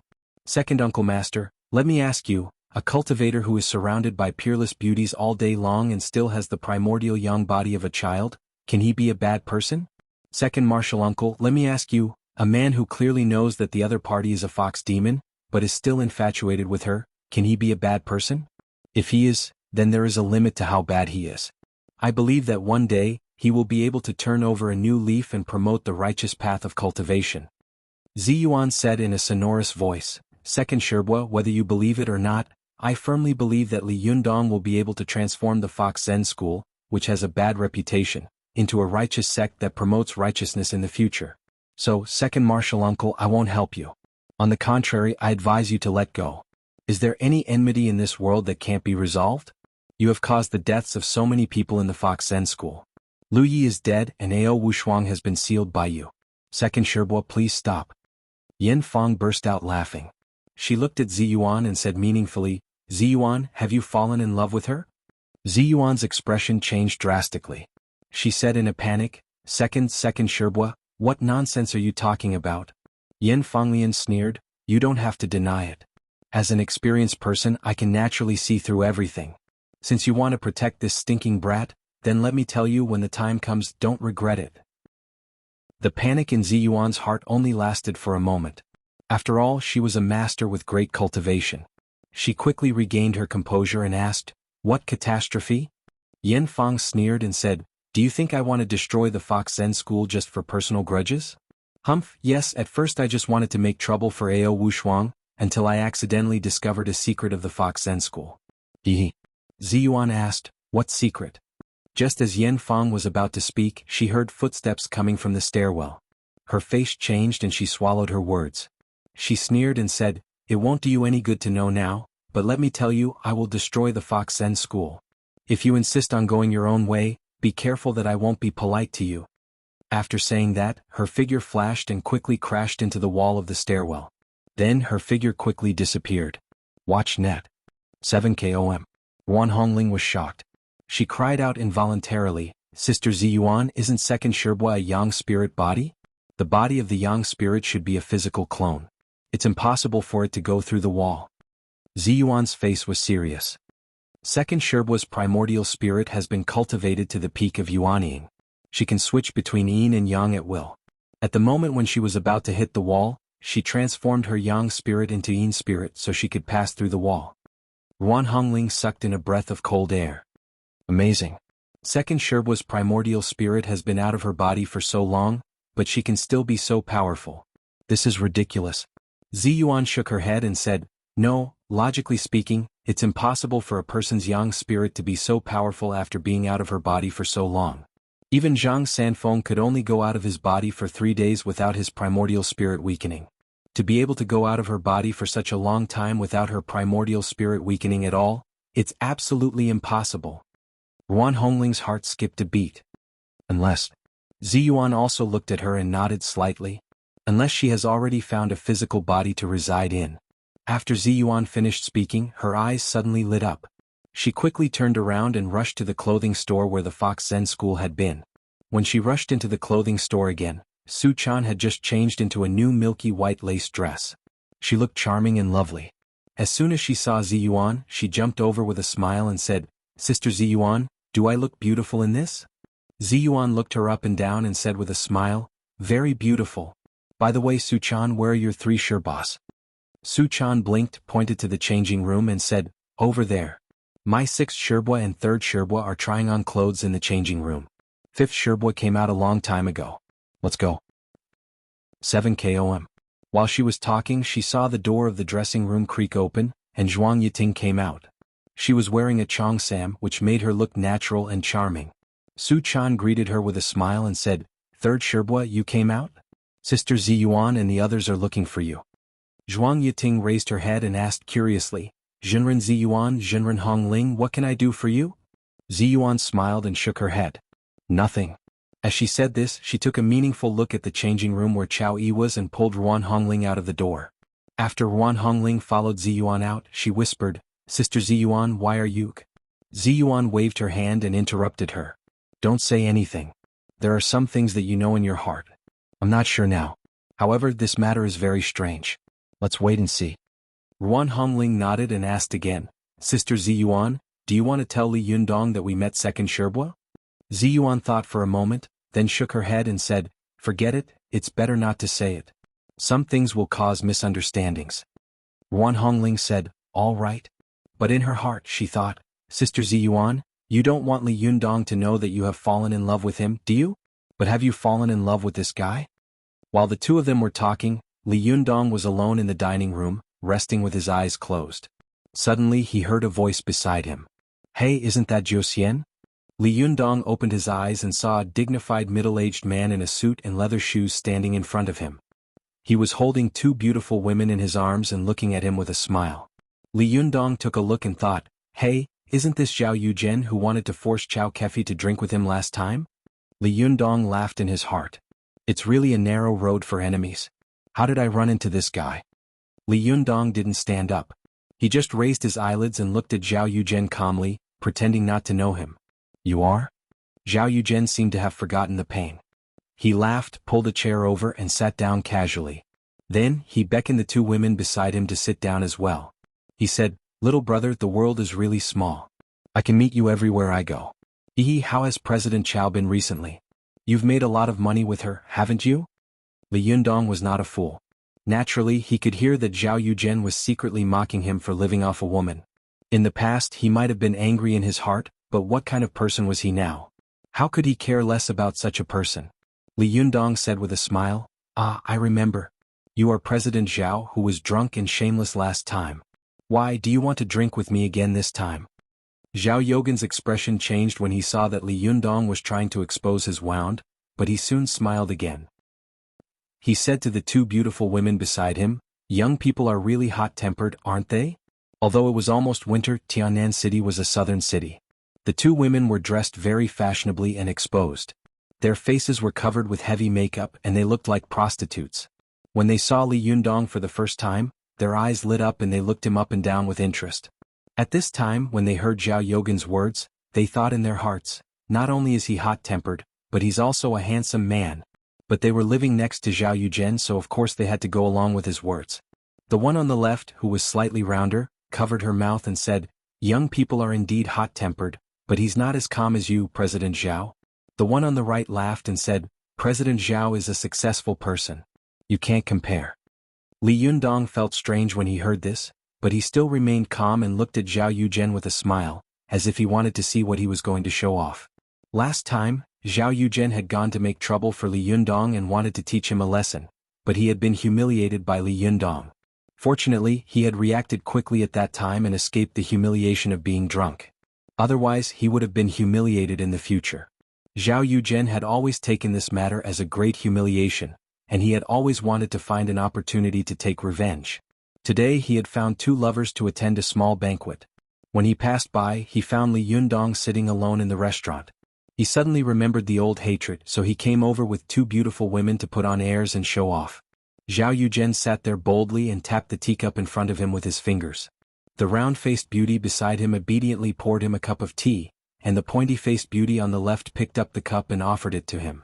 She said in a sweet voice, "President Zhao, please have some tea." Zhao Yuzhen nodded and took the teacup in his hand in a very ostentatious manner. Then he said to Li Yundong proudly, "Little brother, women are still so considerate. If he had to please a woman for the sake of money, his life wouldn't be smooth sailing, right? Although it's capital to let a woman spend money for you, it's not satisfying. It's better to make money for a woman to spend money and let a woman please you. This kind of thing will be more enjoyable, right?" Li Yundong snickered to himself, and the smile on his face became wider. He nodded and said, "Yes, you're right." Zhao Yuzhen raised his chin and said arrogantly, "Little brother, I think you are also a talented man. Apart from other things, you are indeed better at drinking than others. Why don't you follow me? In the future you can help me drink at the dining table. I will definitely not treat you badly. Well, I'll give you 5,000 yuan a month. What do you think?" The round-faced beauty next to him exclaimed, "No way. You can earn 5,000 yuan by drinking every month? Is it so easy to earn money? President Zhao, you're biased. I want it too." The other beauty also said coquettishly, "President Zhao, you can't favor one and discriminate against the other." Zhao Yogan's face was full of satisfaction. He said, Well, you greedy demons, I've given you enough money. I'll make it up to you when we go back. I'll give you a good meal." His last words were meaningful. The two women giggled and flirted with him. "President Zhao, you're so bad. You're so annoying." Zhao Yuzhen hugged them and said proudly to Li Yundong, "Little brother, what do you think? Such a good condition. Do you agree?" Li Yundong saw that he had been putting on airs until now, and even asked him, a dignified cultivator and the leader of a sect, to help him drink. He couldn't help but raise his head and laugh. Chapter 338. Go to watch net. Li Yundong's laughter hurt Zhao Yogan's self-esteem. He said with a sullen face, "What? Do you think the money is too little?" Li Yundong waved his hand with a smile and said, No. In fact, if I were really a college student who hadn't graduated yet and only helped you drink, it would be a lot of money for a month. Go to watch net." Zhao Yogan's anger turned into joy and he said, "That's right. What kind of future can you have with a woman? Why don't you come to me?" Li Yundong refused with a smile. "It's not necessarily that there is no future with a woman, and it's not necessarily that there is a future with a man. However, I still like to be alone. It's good like this. President Zhao, I appreciate your kindness." Zhao Yogan's face darkened again. "What do you mean? Isn't it good to be with me?" "Humph, young people nowadays are all arrogant and think that they are great. I think there are many who have high standards but low ability." Li Yundong smiled but didn't say anything. The two beautiful women beside him also said, "That's right. It's good to follow our President Zhao. This is a once-in-a-lifetime opportunity." Another beautiful woman also tried to persuade him, "Handsome man, don't get it wrong. How much money can a college student make after graduating? It's not even enough to pay the rent. Where can you find such a good thing?" Zhao Yuzhen scolded them with a smile, "You two little girls, do you want to make me a cuckold just because I'm handsome?" When the two beautiful women heard this, they said in a coquettish voice, "President Zhao, We are infatuated with you.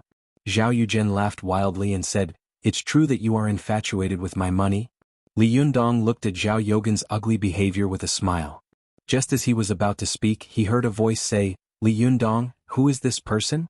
Li Yundong turned his face and saw Ruan Hongling looking at Zhao Yuzhen, who was sitting in front of the table with a strange expression. Ziyuan was standing behind her, her eyes a little confused as if she had something on her mind. He suddenly remembered that when he had first met Ruan Hongling, it was also when he had met Chao Kefi and become enemies with Zhao Yuzhen. At that time he was really a young boy. He didn't even know that he had eaten Renyuan Jindan, and he was cultivating with Su Chan in a muddle-headed manner. But now, he had become a famous master of the younger generation in the cultivation world and the leader of the Fox Zen school. Although he was the same person, the changes between the two were really incomparable. Watch net. Li Yundong felt a little emotional in his heart. He had originally wanted to tease Zhao Yuzhen, but now he had given up. He smiled at Ruan Hongling and said, It's nothing. I used to know someone. He came over to say hello and asked me to join him. When Zhao Yuzhen saw Ruan Hongling, he was stunned. He thought to himself, how can this girl be so beautiful? What's more, her temperament is even more outstanding. The two beauties beside me are not bad. Compared with her, they are like chickens compared to phoenixes. They can't be compared at all. But when his gaze followed Ruan Hongling and fell on Ziyuan, his mind suddenly rumbled and his head almost exploded. He opened his mouth and wanted to shout, There is such a beautiful woman in this world. Is there really a fairy in this world? What kind of man in this world can have such a fairy? Ruan Hongling's pride and beauty as well as Ziyuan's ethereal temperament stunned Zhao Yuzhen and the two beauties beside him.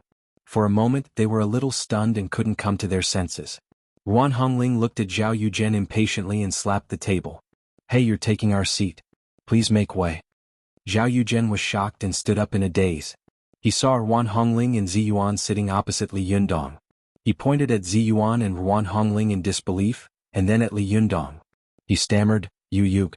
Ruan Hongling saw that he had been looking at her lecherously before, so she was secretly unhappy. She said angrily, What do you mean by you? Hey, don't you have a place to sit? This restaurant is such a big place. Don't you know where else to go? Zhao Yuzhen could be considered a successful entrepreneur. Usually everyone was polite to him. Even if Chao Kefi hated him, she had to speak politely for fear of making him unhappy. When had he ever met someone who was so rude to him? Zhao Yuzhen was stunned by the scolding and couldn't come back to his senses. He subconsciously found a table next to him and sat down. But as soon as he sat down, he stared at Li Jiandong, Ziyuan, and Ruan Hongling. When he saw that Li Jiandong was talking and laughing with them, his heart felt as if it had been knocked over. Although the two beauties next to him were proud of their beauty, compared to Ruan Hongling, they were immediately inferior, let alone compared to Ziyuan. They didn't even dare to look at Ziyuan for fear that they would die of inferiority if they looked at Ziyuan for too long. Seeing that Zhao Yuzhen was staring at the three of them with his eyes full of jealousy, the pointy-faced beauty added fuel to the fire and said, Humph, you're so beautiful, but you're still a mistress. But when the round-faced beauty saw that Zhao Yogan's face had darkened after hearing this, she immediately said, What? It's obviously this handsome guy who has a mistress. Hearing that, Zhao Yogan's complexion obviously improved a lot. Watch net. 7KOM. But not long after, a large group of people came into the restaurant. All of them were stunning beauties, and the people in the restaurant almost had their eyes fall out of their sockets. It was all for Su Chan. Su Chan was wearing a snow-white dress. She skipped over to Li Yundong, turned around and said with a smile, Do I look good? Li Yundong smiled and pinched the little girl's nose. Good. Sit down. With that, he patted the seat beside him. Su Chan took Li Yundong's arm and sat down with a smile on her face. She said, I didn't spend too much of your money. I'm a good girl. Li Yundong nodded with a smile and said, You'll have to ask your Sherbua first. Su Chan immediately turned around and pulled Chao Yi's arm. Sherbua, tell me, am I very obedient? Chao Yi had also changed her outfit, making her look mature and sexy. She laughed and said, Chaner is very obedient. I didn't even buy expensive clothes. I just wanted to save money for you. Li Yundong laughed and said, Everyone sit down. The dishes are ready.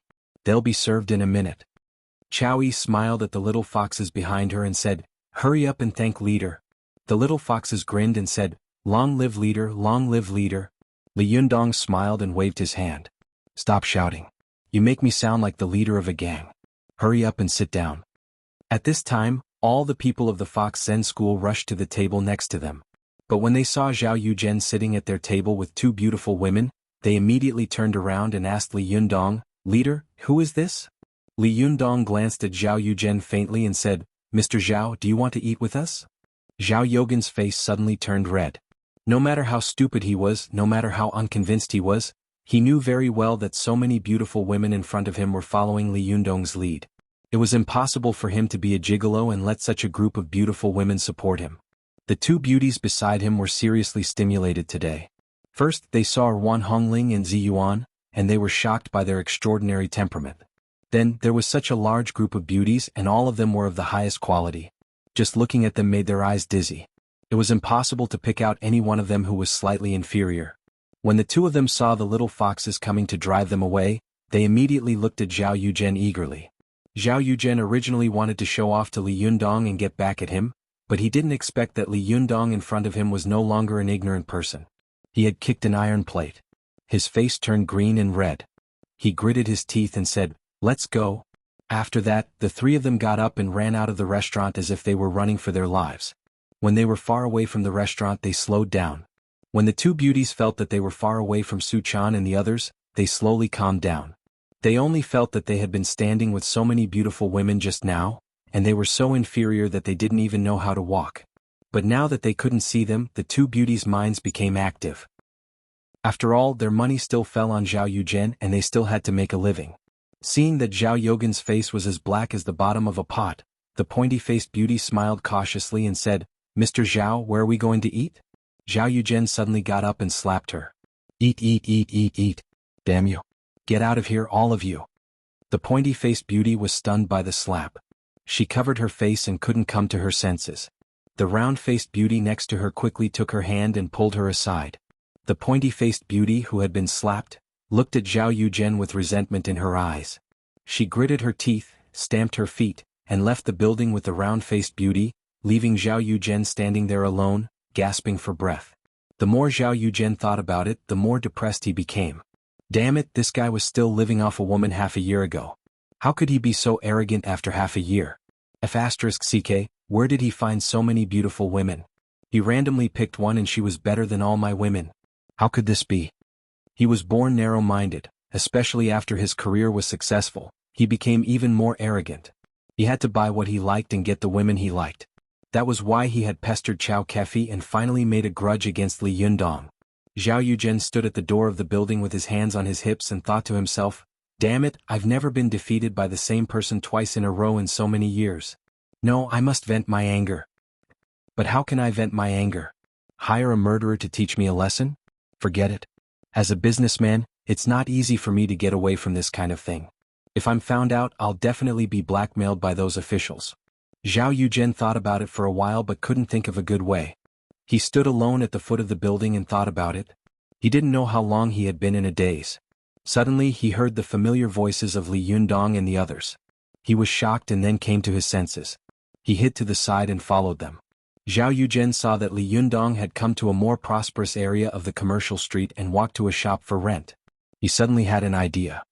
Does this guy want to rent a shop? When he saw Li Yundong and the others looking up and down at the shop, he was more and more sure of his idea. Zhao Yuzhen knew very well that if they wanted to rent a commercial shop on this kind of pedestrian street, they had to find the local Bureau of Commerce. Coincidentally, he happened to know the director of the local Bureau of Commerce. Zhao Yuzhen took out his mobile phone from his pocket and called the director. Then he asked, "Director Wang, right?" "Ah, I'm Zhao Yuzhen." "Ah, no, I won't disturb your dinner. I want to ask you for a favor." Zhao Yuzhen told Director Wang that Li Yundong and the others wanted to rent a shop, and then added fuel to the fire. "I have some grudges with this guy. Director Wang, are you?" Hearing this, Director Wang asked casually on the phone, "What's the background of this guy named Li Yundong?" Zhao Yuzhen laughed and said, "He's just an ordinary college student. He wants to start his own business. He's young and arrogant." Director Wang said in a drawling tone, "Now the country encourages college students to start their own businesses. Mr. Zhao, it's not appropriate for you to do this, is it?" Zhao Yuzhen hated him in his heart. Just as he was about to speak, he heard Director Wang suddenly say in a drawling tone, "However, college students nowadays are indeed very impetuous. Giving them a little setback can also promote their growth. Zhao Yujian was overjoyed. He laughed and said, Director Wang, you're right. Director Wang, you have a high level of thinking. I'll invite you to the sauna some other day. Well, okay, that's a deal. Zhao Yujian hung up the phone and glanced at the shop opposite proudly. He thought to himself, you can be arrogant and proud. If you offend me, I'll make you achieve nothing. Happy New Year's Day to all my readers. Today I'd like to add one more chapter. Chapter 339. Go to Canwang. The shop that Zhou Qin was interested in was a shop on the pedestrian street of Tianan City. It had 2 floors and was about 300 square meters. It used to be a small electrical appliance market, but because it couldn't keep up with the times, its business was gradually taken away by large shopping malls. Its turnover had been declining year after year, and the boss couldn't stand it anymore, so he was thinking about transferring the shop in his hands and doing other business. Go to Canwang. Li Yundong followed Zhou Qin to the shop and looked up and down. He whispered to Zhou Qin, this shop is good. It's spacious and bright and it's facing the street, but the rent is probably quite high. I don't know if we can afford it. Zhou Qin explained with a smile, I've inquired about it. It's 300,000 yuan a year. Li Yundong was shocked. 300,000 yuan a year? That's a lot of money. Zhou Qin said, it's a lot. We rented 2 houses before which cost more than 100,000 yuan a year. But those are residential houses and this is a shop facing the street, so it's naturally expensive. Li Yundong thought for a while, then turned to Ziyuan and asked, Ziyuan, what do you think? Ziyuan was a little distracted and said blankly, ah? What did you say? Li Yundong felt strange. He had never seen Ziyuan like this before. He couldn't help but ask, what's wrong with you? You seem to have something on your mind. Ziyuan calmed down and smiled slightly. Nothing. Are you asking about the rent? Seeing that she was unwilling to tell him, Li Yundong stopped asking. He wanted to find a chance to ask her in private. He said, yes, I think the price is a little high. 300,000 yuan a year is a lot of money. Even if we pay it once a year, we will have paid all our money. Let alone the decoration, we will be strapped for money again. Li Yundong continued, you see, although we have a lot of tea products on hand, we can't just open a tea house with Thai guanyin, can we? We will definitely have to buy more tea and then we will have to spend money again. As he said this, Li Yundong couldn't help but smile bitterly. I don't know how expensive it is if I'm not in charge. Only after becoming the leader did I realize that money is really not money. I used to think that all cultivators could abstain from eating and didn't have to spend a penny on food. Now I know that it's all nonsense. Ziyuan smiled and said, Dharma, wealth, companions and earth treasures, you can't cultivate without money. Great cultivators also needed to eat and drink. The theory of cultivation originated from traditional Chinese medicine. It was a scientific and rigorous thing. Even if it was explained by Western scientific theories, some things could still be explained. Watch net. The so-called law of conservation of energy can explain the law of cultivation. People can't create a part of energy out of thin air, they must absorb and borrow the energy around them, or through eating, cultivating and other behaviors to store the excess energy in the body, and only release it when needed. When Zhou Qin heard Ziyuan and Li Yundong suddenly talking about cultivation, she pricked up her ears and listened attentively. Hearing this, she suddenly asked, is Inidia a lie? Ziyuan glanced at her. Seeing that she was smart and eager to learn, she smiled at her approvingly and said, no, whether in ancient times or modern times, Inidia exists. It's just that it's a little different from what people understand. What are the differences? Zhou Qin asked. Ziyuan glanced at Li Yundong and said with a smile, this is your disciple. Why don't you explain? Li Yundong smiled and said, test me? Well, let me explain. Li Yundong said to Zhou Qin, Inidia is also called Broken Valley or Jew Valley.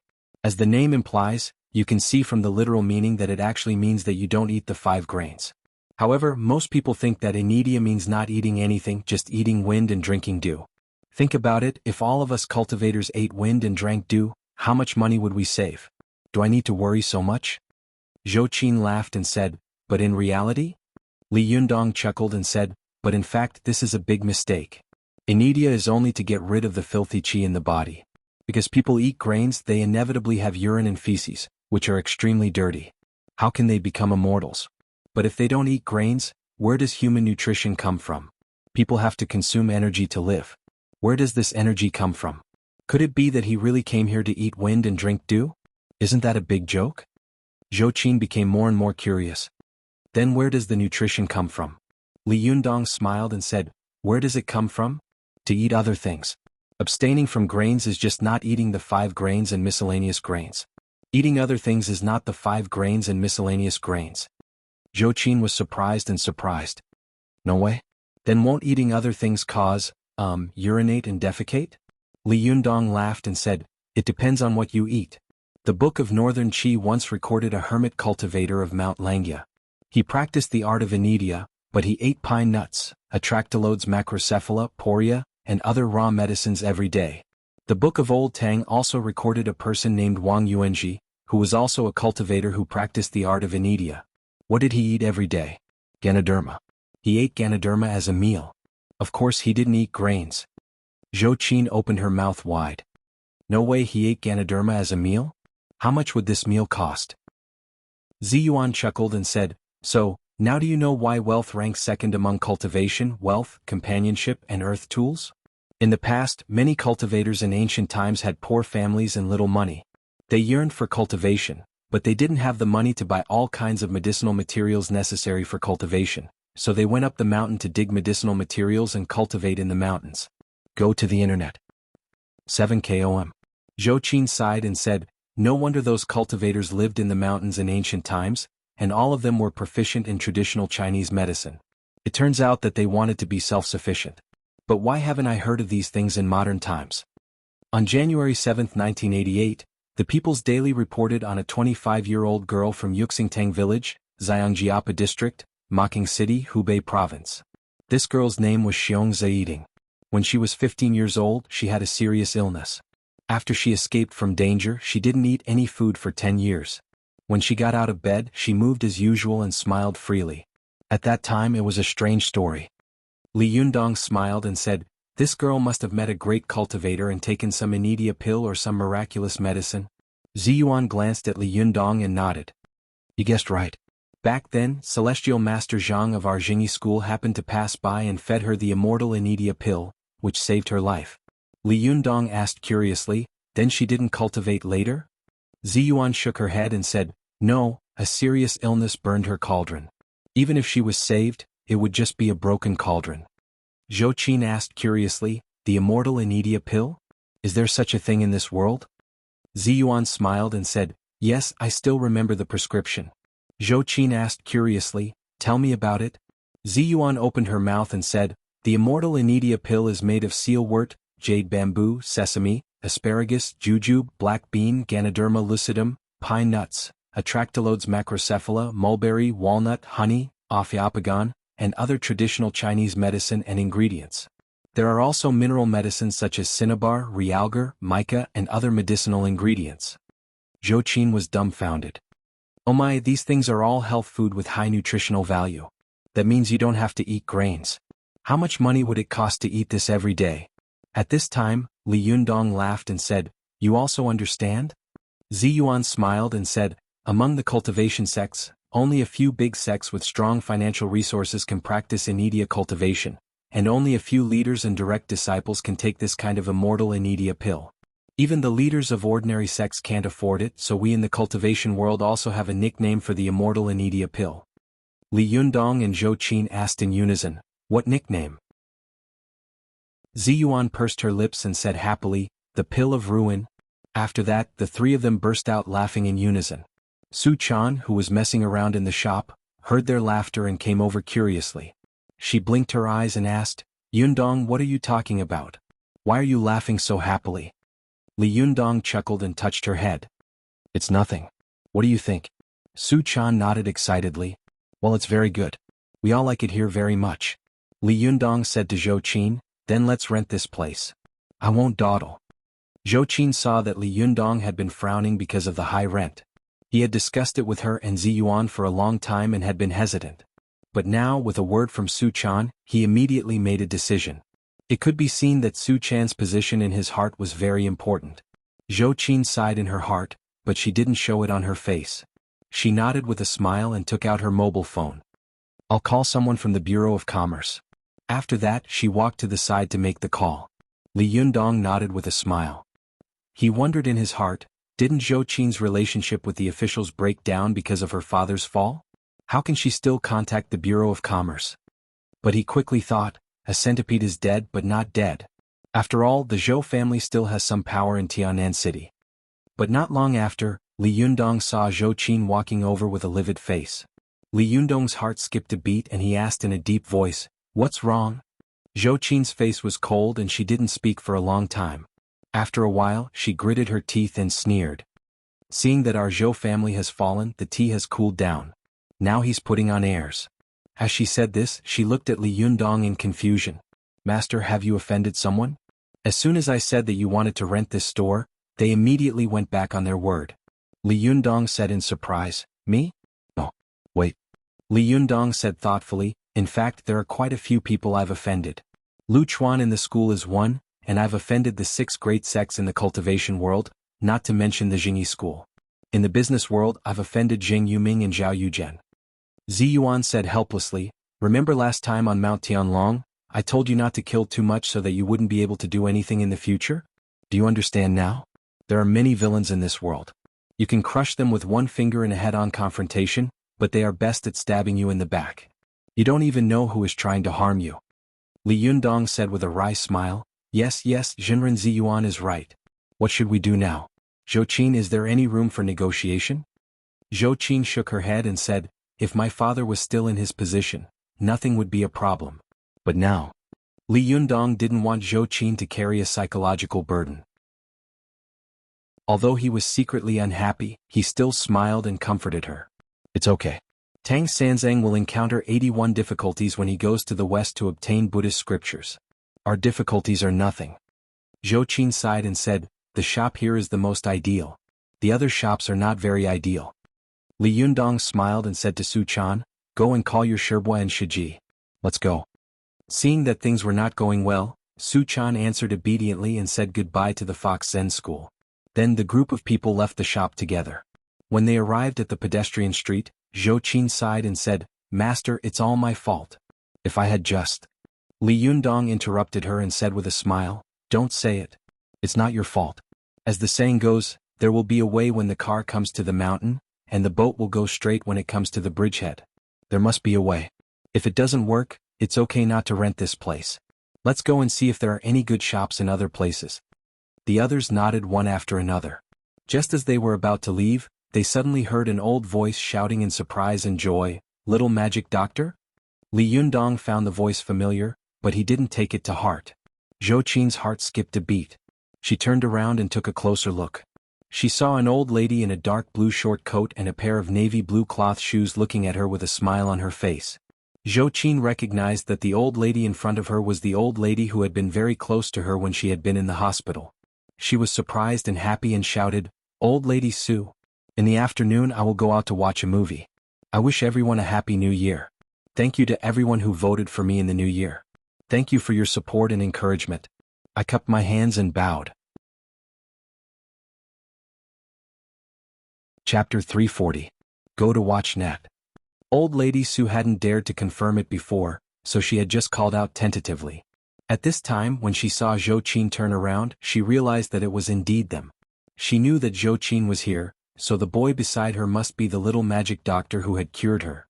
She smiled and said, "Little Zhou, it's really you. Watch net." At this time, Li Yundong turned around and also recognized the old lady in front of him. It was the old woman he had cured in the hospital. He smiled and said, "It's you, old lady?" Granny Su held Zhou Qin in one hand and Li Yundong in the other. She looked very enthusiastic. Her old face was smiling like a chrysanthemum.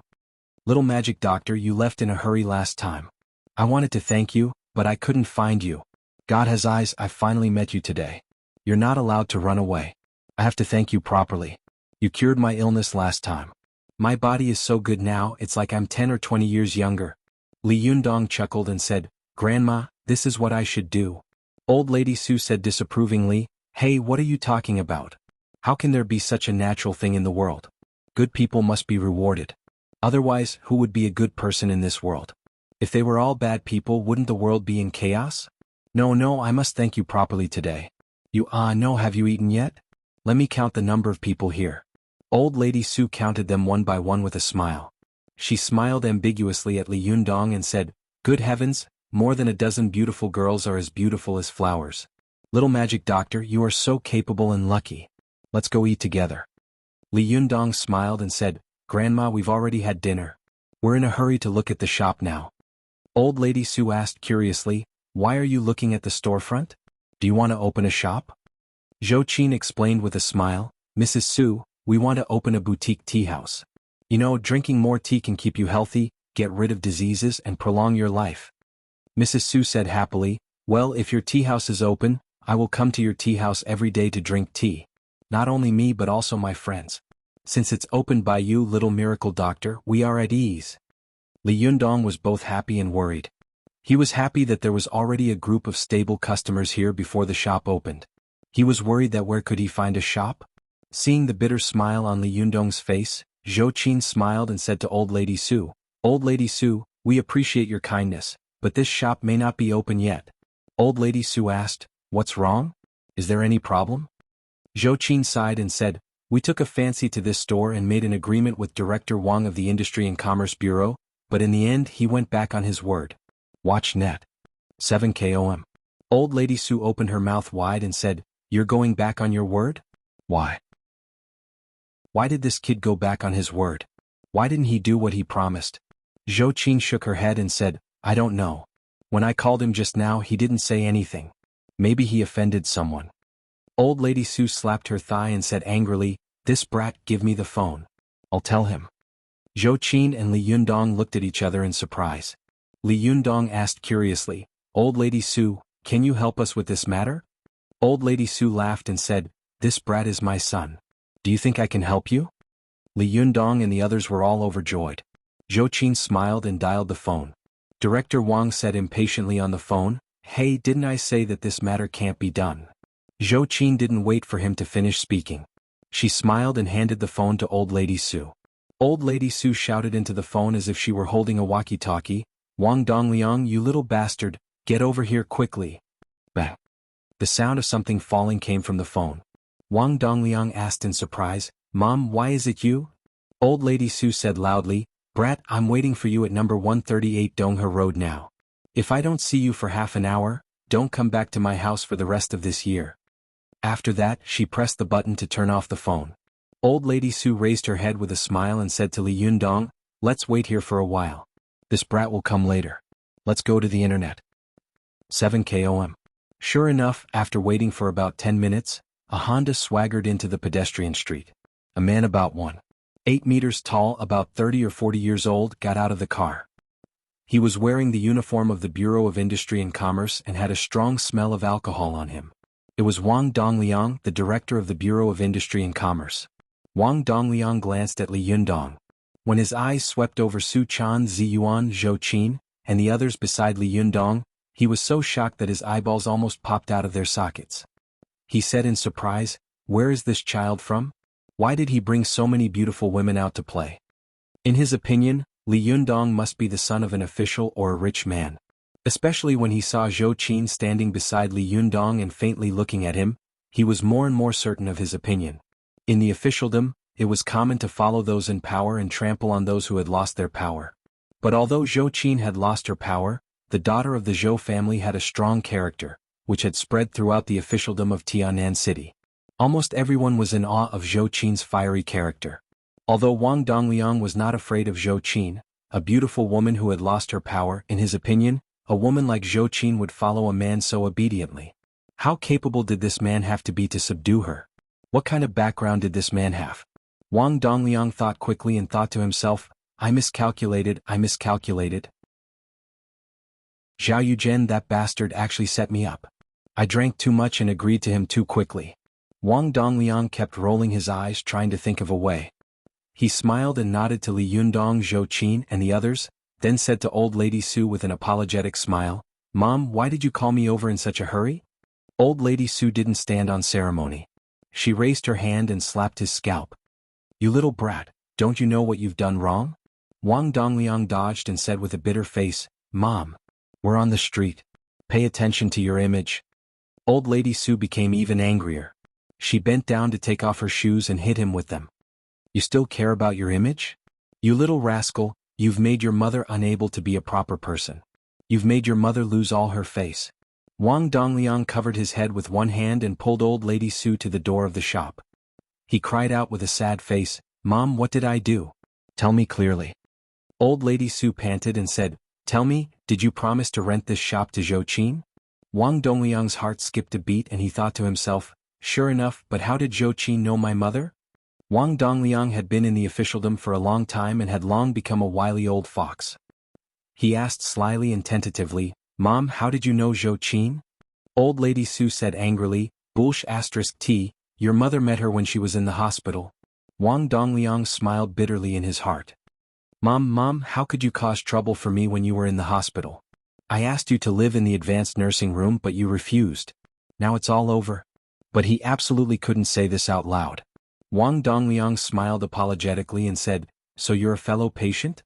Old lady Su spat, "Bah, you jinx." She pulled him over, pointed at him and said, "Do you know who this is?" Wang Dongliang had long wanted to get information out of him. He straightened up, stretched out his hand with a smile and said, "Hello, I haven't asked for your name yet." Li Yundong smiled calmly and said, "I don't dare, Li Yundong." Wang Dongliang thought to himself, "It's really him." Old lady Su said from the side, "You little brat, my illness was cured by him. This is the little miracle-working doctor." Wang Dongliang looked at Li Yundong with wide eyes and said, "Are you the little miracle-working doctor that my mother always talks about? I've heard so much about you that my ears have become calloused. Seeing you today, it's really not as good as hearing about you." Li Yundong chuckled and said, "Old lady Su, you flatter me." Wang Dongliang saw that Li Yundong was young, but his temperament was really extraordinary, especially when it came to dealing with people. He had the demeanor of a great master. He was secretly surprised and his face became more and more enthusiastic. Hello. I've always wanted to thank you in person, but I haven't found a chance. I didn't expect that I would rush into the temple of the Dragon King today. I'm really sorry." Wang Dongliang saw that Li Yundong was surrounded by beautiful women, and he really didn't look like an ordinary person. He couldn't figure out his background and his mother was making a fuss so he could do him a favor. He took advantage of the situation and said, "You want to rent this shop, don't you? No problem, I'll go back and approve it." Li Yundong was overjoyed but he didn't show it on his face. He just smiled faintly and said, "That's great, but how many years do you want to rent it?" Wang Dongliang said, "Generally there are 2 years of rent, and there are also 3 years of rent." Li Yundong asked, "But I have limited funds on hand. Can I rent it once a year?" Wang Dongliang looked embarrassed. As soon as he hesitated, old lady Su immediately slapped him with the sole of her shoe and shouted, "What else are you thinking? What's the difference between renting it once a year and once every 2 years? It doesn't matter who I rent it to, but to the little miracle-working doctor. He can benefit society. I'm still waiting to drink his tea." Wang Dongliang's arm was covered with gray shoe prints and he looked embarrassed. He smiled bitterly and said, "Mom, don't make trouble. We have rules." Seeing that old lady Su was about to make trouble again, he quickly said, "But rules are dead and people are alive." Wang Dongliang thought for a moment and said, "It's not impossible to rent it once a year, but you have to pay 300,000 yuan in full." Before he could open his mouth, old lady Su next to him opened her mouth wide and said in surprise, 300,000 yuan? Are you a robber or a hooligan? Last year it was 200,000 yuan, and this year it has risen to 300,000 yuan?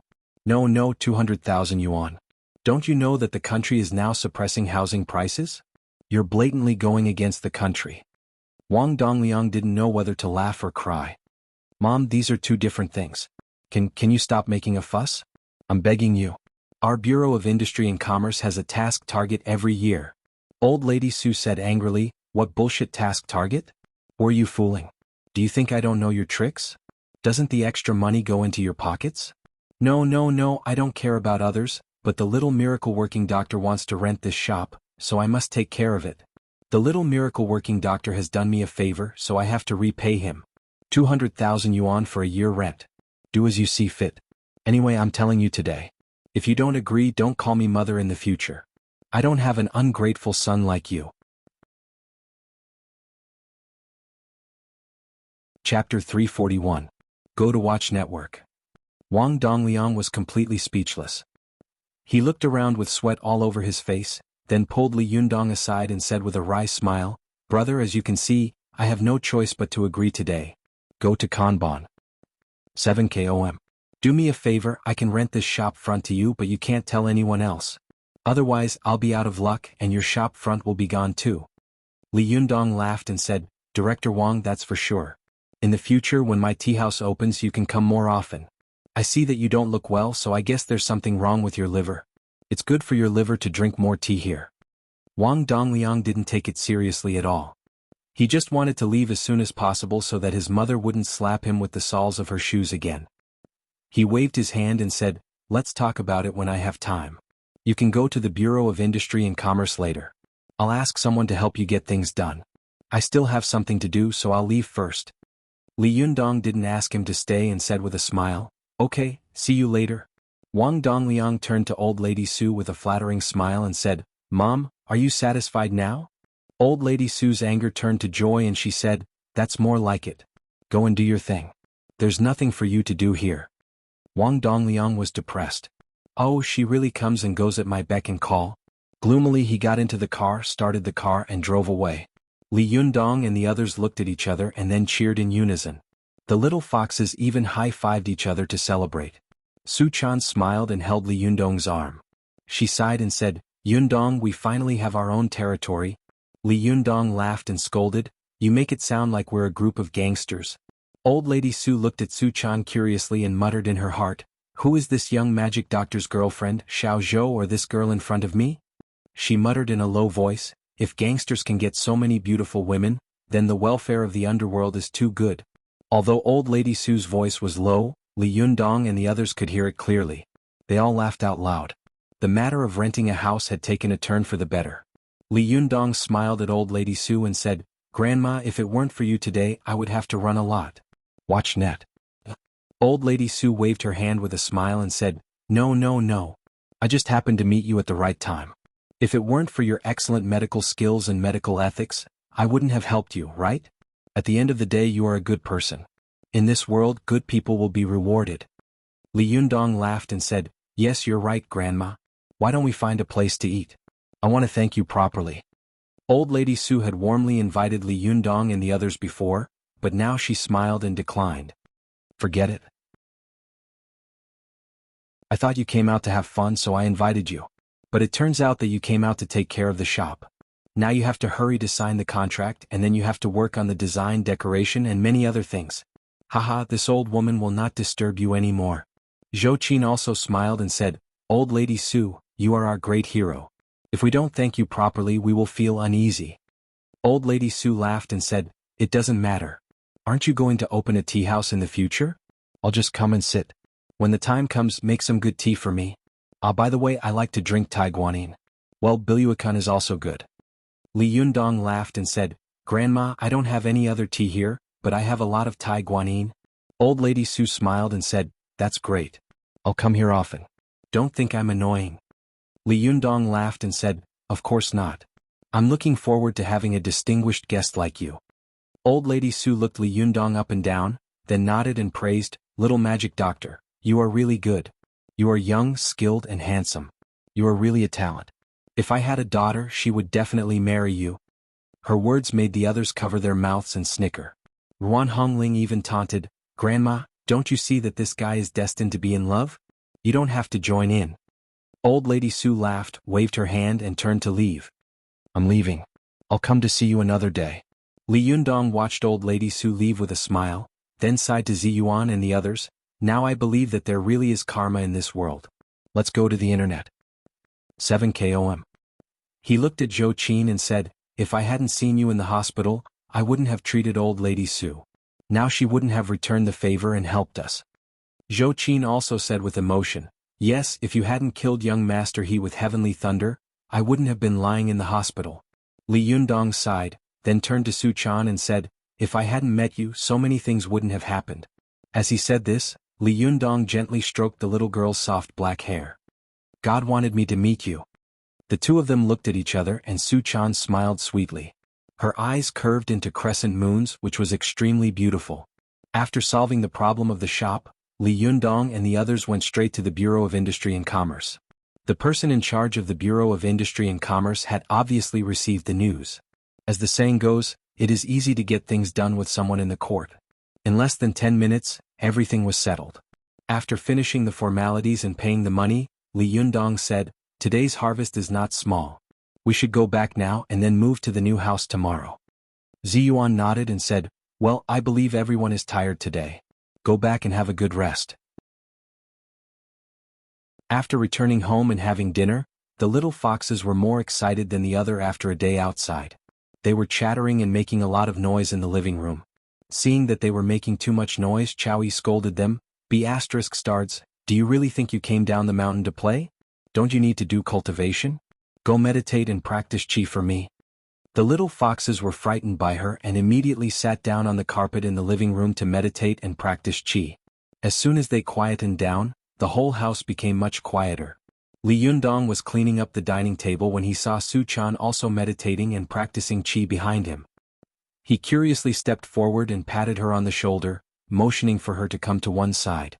Then he asked softly, "Why are you also practicing qi?" Su Chan blinked her eyes and said, "Of course, I'm also a cultivator. My Shiji and Shimi are all practicing qi, so of course I have to follow them." Li Yundong chuckled and tapped her small pointed nose. "You still know that you are a cultivator? I saw you making so much noise these days, so I thought you had forgotten about it." Su Chan said with a smile, "In the past I couldn't calm down. I didn't even solve the problem of living and eating every day, so naturally I couldn't calm down and cultivate. Now it's all right. We don't have to squeeze together like now, and we found a suitable shop. When the time comes, we can solve our own livelihood problems and cultivate in peace. If I don't cultivate faster, I won't have any hope of catching up with you for the rest of my life." Li Yundong also chuckled.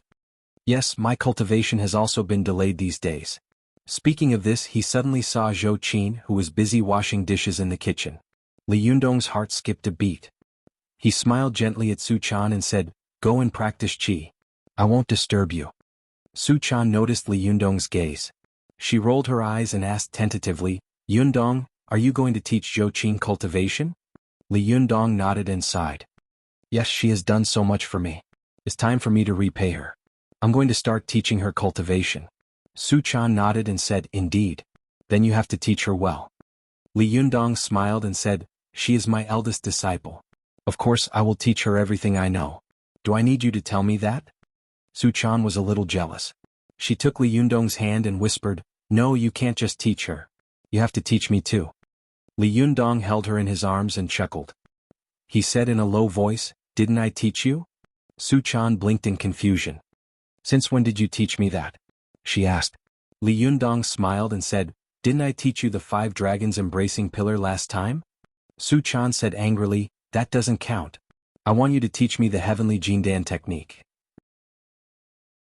Li Yundong pinched the tip of the little girl's nose and said with a chuckle, "Silly, the heavenly Jindan technique is a very unique cultivation method. It is extremely powerful. Only when your cultivation is high will it be useful to practice it.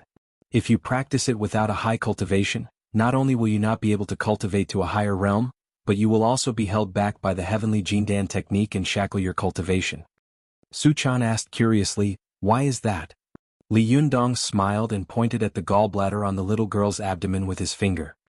The heavenly Jindan technique cultivates the qi of the 5 viscera and 6 bowels of the human body by cultivating the qi of the 5 viscera and 6 bowels.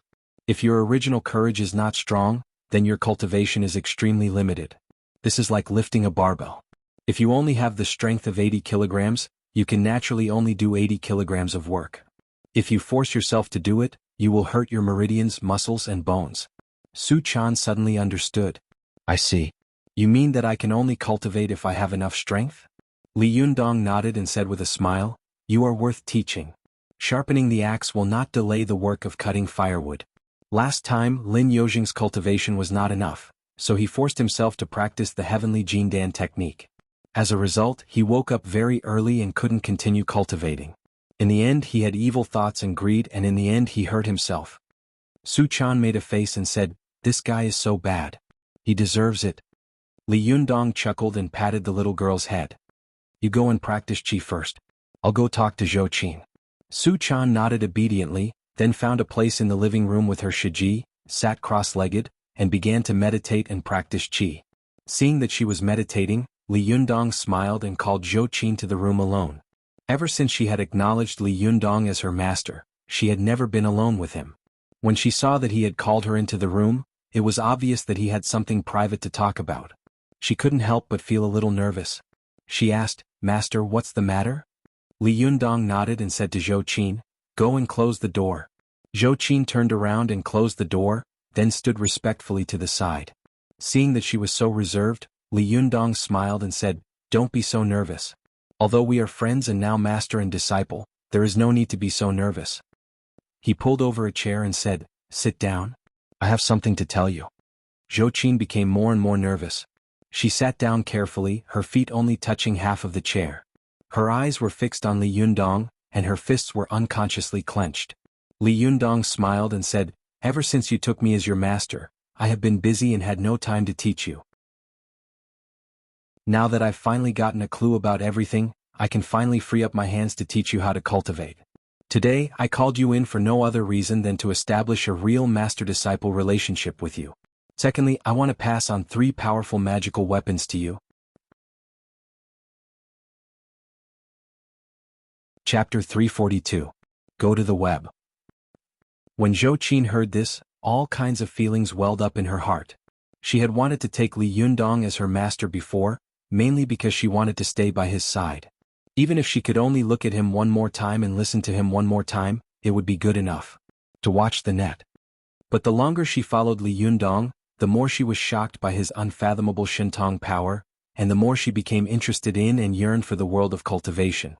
Zhou Qin was born in an official family, so her worship of power was deeply rooted in her heart.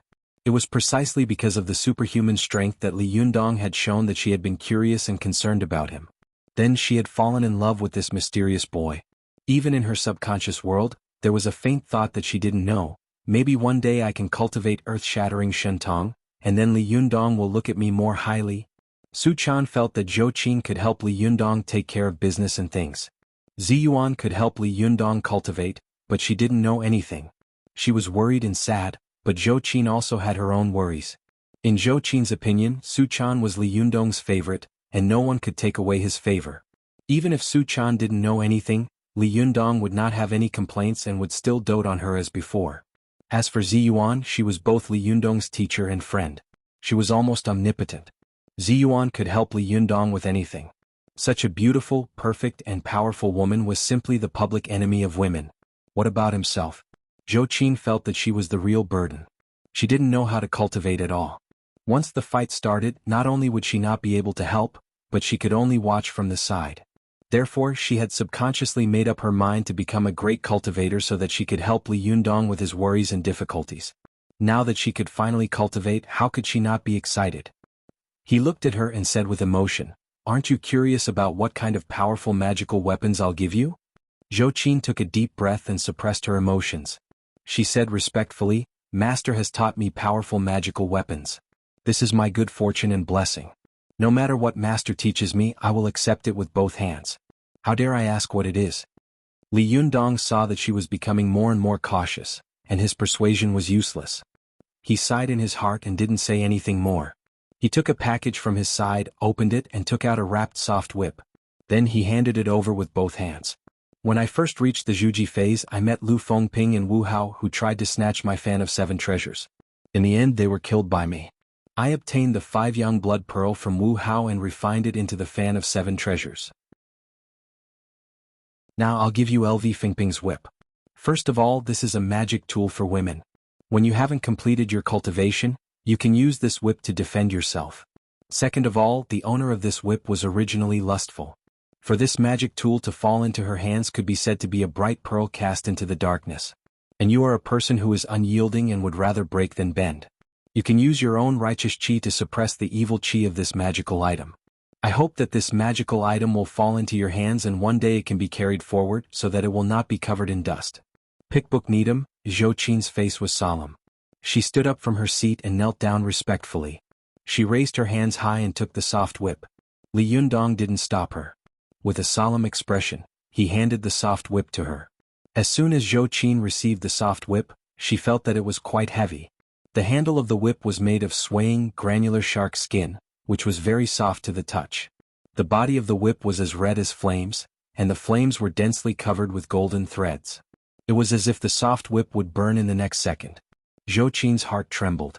She knew that this soft whip must be an extremely precious magical item just by looking at its appearance. She was hesitating whether to accept it or not when she saw Li Yundong take out another saw-toothed Vajra wheel from his bag. Li Yundong gently held the two sides of the saw-toothed Vajra wheel with his 2 fingers and said, "This is the powerful magical item of Yi Yu of the Fox Zen School when she was alive. Yi Yu once relied on this powerful magical item to resist the siege of all the major sects and did not fall into a disadvantage at all. Later, Chao Yi, the 6th Shibwa of the Fox Zen School, passed this powerful magical item to me and asked me to pass it on as a good disciple. Later I thought about it and felt that this saw-toothed Vajra wheel was unruly and unusually cold. You are also noble and aloof, so it is a perfect match for you." As he spoke, he handed the saw-toothed Vajra wheel to Zhou Qin and said, "This powerful magical item is extremely powerful, and it has killed countless people. It is a sharp weapon to defend the Tao. You must use it carefully. Be careful that the powerful magical item is too strong and its killing intent will control you instead. Remember. Zhou Qin took the saw-toothed Vajra wheel. The shape of the Vajra wheel was unique, and the workmanship was even better. The engraved picture of the flying bodhisattva was beautiful, and the Vajra Arhat was vivid and lifelike as if it would jump out at any time. What was even more amazing was that as soon as Zhou Qin touched the Vajra wheel, she felt a faint fluorescence flowing on the surface of the Vajra wheel. It was like a dream. Zhou Qin faintly felt that this powerful magical item was more precious than the previous one. She looked up with a stern expression and said, "Master, I can't accept these 2 powerful magical items." Li Yundong remained calm and asked, "Why not?" Zhou Qin said, "Although I don't know how to cultivate now, I know that this must be an extremely precious magical item. I don't have the strength to truss a chicken now. Master, you have passed such a precious treasure to me. This is like a child walking in the downtown area with a golden bowl in his hand. How can it not arouse the greed and covetousness of other cultivators?" Li Yundong's face was full of admiration. He praised, "I used to know that you were a smart woman. Now it seems that you are much more clear-headed and intelligent than I thought. Yes, you can see through this, which means that your heart is as calm as usual and you don't have any wild thoughts. But don't think too much about it. If someone dares to rob you of your powerful magical item, I will not stand by and watch." Zhou Qin's heart warmed when she heard this, but she still shook her head and said, "No, although I don't have any cultivation skills now since I am your disciple, how can I hide under your wings for the rest of my life? What kind of future can such a cultivator have? When the time comes, won't I lose face for you?" Li Yundong chuckled and no longer forced her. He took back the 2 powerful magical items with both hands and said, "Then I'll keep them for you for the time being. When you reach the Zhuji phase, I'll pass them on to you." East, Needham. Zhou Qin nodded in agreement. Li Yundong then took out the 3rd item, but this time it was a hardcover book. Li Yundong looked at the book, but his expression was far more solemn than the previous 2 powerful magical items. He said, "Do you know what kind of book this is?" Zhou Qin said respectfully, "Please tell me, master." Li Yundong said, "When Su Chan left me, Zi Yuan began to teach me about cultivation. She saw that I was ignorant about cultivation and didn't know much about it, so she recommended a classic book in the cultivation world. It was only after reading this cultivation book that I understood the truth of cultivation and officially began to cultivate. Now I will pass this book to you. I hope you can understand something from it." Zhou Qin took the book curiously and solemnly. She glanced at it and saw that there were 4 big gilded words on the book. "Inner Canon of the Yellow Emperor." She turned to the first page and saw the stamp of Xinhua Bookstore on it. Zhou Qin asked doubtfully, "Master, you said that the Inner Canon of the Yellow Emperor is a classic work in the cultivation world. I can understand that, but isn't this a book that can be bought in Xinhua Bookstore? Is this also a powerful magical item?" Li Yundong nodded and said with a smile, "Yes, this is an ordinary book, but in my opinion, it is more important than any other powerful magical item in the world, even though it is sold in every Xinhua bookstore." Li Yundong said with emotion, "When I didn't cultivate before, when I heard about the Inner Canon of the Yellow Emperor, I felt that it was unfathomable. Not to mention wanting to take a look at it, just hearing the name gave me a headache. But after I read it, I realized that our Chinese culture is extensive and profound. It is really unique in the world. No country or race in the world can compare with us. But such a glorious national culture of our country has been passed down to this day, and it has almost been cut off. How many of our 1. 4 billion compatriots in the world can know the true meaning of the inner canon of the Yellow Emperor? Hearing this, Zhou Qin's heart skipped a beat. She asked tentatively, Master, you mean? Li Yundong waved his hand and said, I don't mean anything. I'm just lamenting. The magnificent Chinese culture, which has a history of 5,000 years of cultivation, is now considered to be a heretical practice and feudal superstition. The classic work, The Inner Canon of the Yellow Emperor, has been shelved. The Shurangama Sutra, the Huayan Sutra, the records of Zhong Jinglu, and the Biopuzi, these classic scriptures and cultivation works are covered with dust and no one is interested in them. As a cultivator, how can I not feel emotional in my heart? Sometimes I even think that the world of cultivation may end in our hands one day. If the world of cultivation, which has been passed down for 5,000 years, is broken in our hands, I really don't know what our ancestors would think. Zhou Qin rarely had a heart-to-heart talk with Li Yundong. She listened attentively, and when she heard this, she couldn't help sighing in her heart. Li Yundong is no different from ordinary boys when he talks and laughs with others, but only at this time does he reveal his true ambition and mind. This is a man who has the world in his mind. For the first time, Zhou Qin saw Li Yundong faintly show the true temperament of a grand master. Her eyes were full of admiration and love as she said, Master, have you ever thought of starting your own sect? Li Yundong was stunned. Start a sect? I haven't thought about that. I've only been cultivating for more than half a year now. How can I be worthy of the word sect? How can I set up a sect? However, Zhou Qin said, I don't think so because there is no age in learning. The one who reaches the top is the first, and the one who is capable is the teacher. Whether a person is a great master or whether he can start a sect has nothing to do with his age. The most important thing is his knowledge and bearing, as well as his breadth of mind and ability. I think that among the young people in the world only Ziyuan can be compared to you. However, Ziyuan's cultivation is limited to herself, while you, Master, are thinking about the 5,000 years of Chinese culture in your heart. Your mind and bearing have far surpassed that of your peers. Why can't you start a sect? Even if you can't do it now, you can do it in the future. Li Yundong laughed and said, You just said that I am indeed outstanding among the young people, but I am still too young after all. My knowledge is still not enough and my ability is even more limited. Besides, since I am now the leader of the Fox Zen school, how can I abandon them and start a sect by myself? Seeing that Zhou Qin was about to speak, Li Yundong waved his hand and said, Well, I know what you mean. The reason why I passed on this Yellow Emperor's internal canon to you is that I hope you will treat it seriously.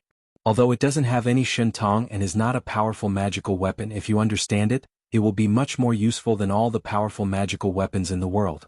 Even if the world of cultivation is cut off one day, as long as this Yellow Emperor's internal canon is still there, the root of the cultivation world will be there, and it will be possible for the cultivation world to come back from the dead.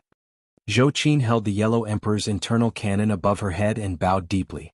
After she got up, she said, Master, the world of cultivation will never be cut off in our hands. As long as you and I are here, the world of cultivation will not be cut off. Even if I am the only one left in the world of cultivation in the future, I will carry forward the way of cultivation. Li Yundong laughed and said, You don't have to exaggerate. Get up. This Yellow Emperor's internal canon has my detailed annotations. You can read it carefully. If there is anything you don't understand, you can ask me. When you finish reading this book, I will officially teach you the first lesson of cultivation. The two of them talked for a long time in the secret room. It was not until 2 or 3 hours later that Li Yundong came out of the room. As soon as he came out, he saw Su Chan and the others in the living room gathered together, as if they were looking at something. Su Chan heard the movement in the room and turned around. When she saw Li Yundong, she immediately waved her hand and said, Yundong, come and see. It's terrible. Something big has happened. The weather is too cold. I'm sick. I have a low fever. Participate in the activity and receive K coins for free. Previous chapter. Table of contents. Next chapter. Chapter 343. Go to Watch Network.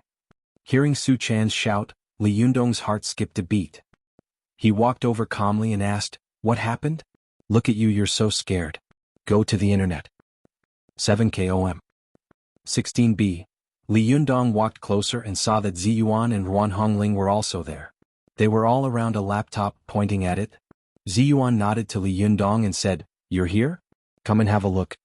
Li Yundong took a closer look and saw that there was a video on the computer page. At first, the video was still very shaky, but soon Li Yundong found something wrong. He found that there were many trees with talismans and prayer bags hanging in the video. Li Yundong was shocked. Isn't this Shiyuan Temple? Su Chan tugged at his arm and pointed at a figure in the video. Yes. Who is this? It would have been better if Li Yundong hadn't seen it. As soon as he saw it, he gasped and said in surprise, "Isn't this me?" Ruan Hongling sneered and said, "The best is yet to come." As she said this, Li Yundong and a middle-aged monk began to fight in the video. The two of them were like a blockbuster with computer special effects.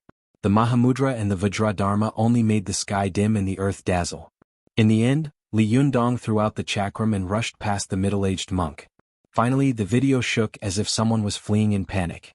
Li Yundong was shocked and angry. Who filmed this? Why did they post it on the internet? Su Chan blinked her eyes and said, "Yundong, now all the people on earth know that you are a cultivator." Li Yundong's face was sullen and he didn't speak. Ziyuan sighed and said, "Fortunately, this video hasn't been posted for a long time. Many people just treat it as a piece of computer special effects. Look at the comments below." Ruan Hongling also dragged the video down to let Li Yundong see the comments below. There were all kinds of comments. What is this? Which movie's special effects? Not bad. When will it be released? Come on, the camera is too shaky, isn't it? What is the director doing? Hey, where is this place? Why does it look so familiar? Shiyuan Temple. This is Shiyuan Temple in Dongwu City. I went there last time, haha. Don't talk nonsense if you don't understand. This is clearly a real video of me having sex. I almost lost my life when I was having sex. The uploader has appeared? UF*King real video? Is it a movie from CCTV? It doesn't look like it. The scene feels very realistic. Sai, let me tell you the truth. This is just a CG special effect made by a student of Beijing Film Academy. When it's released, it's to pass off the fake as the real thing. It's just sensationalism. You know what I mean. Li Yundong didn't know whether to laugh or cry when he saw this. He smiled bitterly and said, "Fortunately, they all regarded this video as a computer special effect. Otherwise, I would have become famous." Su Chan giggled and said, "It's okay. You can only see your back. You won't be famous." On the other hand, Master Feikong has become famous. He was actually found out by a human search. Li Yundong smiled bitterly and said, "What a sin. If Master Feikong finds out, he will probably scold me." Zhou Qin had come out with Li Yundong before. After understanding the situation, she suddenly asked, "Look at you, it seems that you are very afraid that the truth of this video will be known.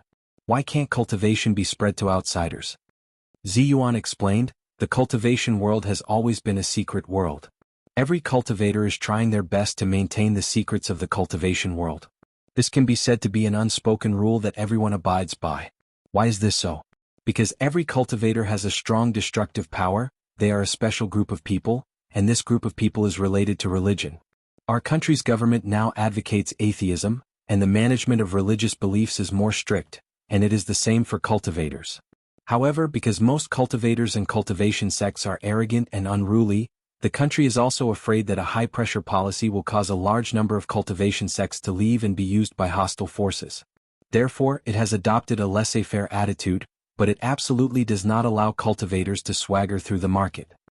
Zhou Qin let out an "ong" and suddenly said, "I understand. So that's how it is." Ziyuan nodded and said, "Why is the cultivation world so weak now?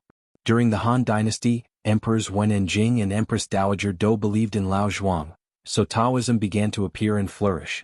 During the Tang Dynasty, the emperor believed in Buddhism, so Buddhism flourished. During the Song Dynasty, the emperor believed in Taoism, and Emperor Jinzong of Song summoned the 24th Celestial Master of Mount Longhu and gave him the title of Sir. Especially during the period of Emperor Huizong of Song, the 30th Celestial Master, Zhang Jixin, won the favor of Emperor Huizong of Song and built a Taoist temple in the capital for him. The Shangqing Temple of Mount Longhu was also upgraded to the Shangqing Jingyi Palace. During the Yuan Dynasty, Genghis Khan and Kublai both believed in Taoism, especially Qiu Chuji, who believed in the Chuanzhen Dragon sect. In 1227 AD, Genghis Khan gave Qiu Chuji the Golden Tiger token and commanded the Taoists in the world. Therefore, Qiu Chuji's Chuanzhen Dragon sect flourished and became a major Taoist sect comparable to our Jingyi school. Speaking of this, Ziyuan turned to Li Yundong and said, "Du Fei, who fought with you last time, is the eldest Shixiang of the Chuanzhen Dragon sect. He is the direct descendant of Qiu Chuji. The Chuanjin dragon sect is also the leader of the 6 sects, and its words carry a lot of weight. If Du Fei hadn't led the Chuanjin dragon sect to leave last time, I'm afraid that the matter of Mount Tianlong would not have been so easy to resolve. Li Yundong nodded and said, "You're right. Du Fei is an upright man." Ziyuan nodded and continued, "In the Ming dynasty the emperor began to believe in our Jingyi school again. Zhu Yuanzhang granted the title of Great Jinren to the 42nd Taoist master and ordered the Jingyi school to rule the world. From then on, until the 52nd generation except for Zhang Guoxiang, the 50th Taoist master, all the others were Great Jinren." When Zhou Qin heard this, she nodded and sighed. Imperial power is above everything. It has been the case since ancient times. But why hasn't the cultivation world become like this now? Ziyuan smiled slightly and said, "In the Qing dynasty the Manchus entered the pass. The emperor of the Qing dynasty believed in Tibetan Buddhism. Buddhism and Taoism were originally incompatible. In any era, Buddhism would inevitably suppress Taoism, and Taoism would inevitably suppress Buddhism. As soon as the emperor of the Qing dynasty believed in Tibetan Buddhism, our Taoists began to be suppressed one after another, and even the Buddhism of the Central Plains was affected. Until the Republic of China, Taoism was about to flourish. The 62nd generation Taoist master Zhang Shaoqiu, organized the National Church Organization of Jingyi School in Shanghai, which was the Taoist Association of the Republic of China. However, it's a pity. Li Yundong rarely heard Ziyuan talk about the history of the rise and fall of the cultivation world. He listened with great interest and asked, "What's a pity?" Ziyuan sighed softly and said, "It's a pity that in 1919 the May 4th movement broke out. This movement completely destroyed all the things that the cultivation world relied on for survival. Western culture invaded on a large scale, and traditional culture was abandoned like a pair of worn-out shoes. The prosperity of Taoism was based on the prosperity of Taoist culture, and so was the prosperity of Buddhism. However, the traditional culture of both Buddhism and Taoism was destroyed, and they lost the soil on which they relied for survival. How could they prosper? Therefore, Taoist master Zhang Shaoqiu's Taoist Association of the Republic of China only established a branch in Shanghai before it died." Zhou Qin suddenly understood. She looked at Li Yundong and understood more and more why Li Yundong had felt that way before. Li Yundong glanced at her, smiled slightly and said, "Ziyuan, go on." Ziyuan nodded and said, "You all know what happened after that. In the war between the Kuomintang and the Communist Party, the Atheist Party won, and the cultivation world ushered in the darkest period. Then, the Great Leap Forward and the 10 years of turmoil, these successive movements caused the cultivation world, which had already been greatly damaged, to almost disappear from Jianghu. A large number of cultivators went abroad and set up branches of various sects abroad. This situation did not improve until the reform and opening up, and the country's control over cultivators became much more relaxed. Especially in the past 2 years, cultivators began to slowly walk in Jianghu again. Especially Wang Jinyuan, the leader of the Gizao sect. When he saw that the country had begun to relax its control over the cultivation world, he began to refine the 3 elixirs again in order to become an immortal. It took him 2 years to finally refine the Renyuan Jindan, and then Yu and Su Chan met. Li Yundong and Su Chan looked at each other and laughed. Li Yundong said, "It was a coincidence. Everything has its own destiny." Ziyuan said, "I've said so much just to tell you that you can't do whatever you want just because the country has relaxed its control over cultivators, especially you, Li Yundong. You are now a famous figure in the cultivation world.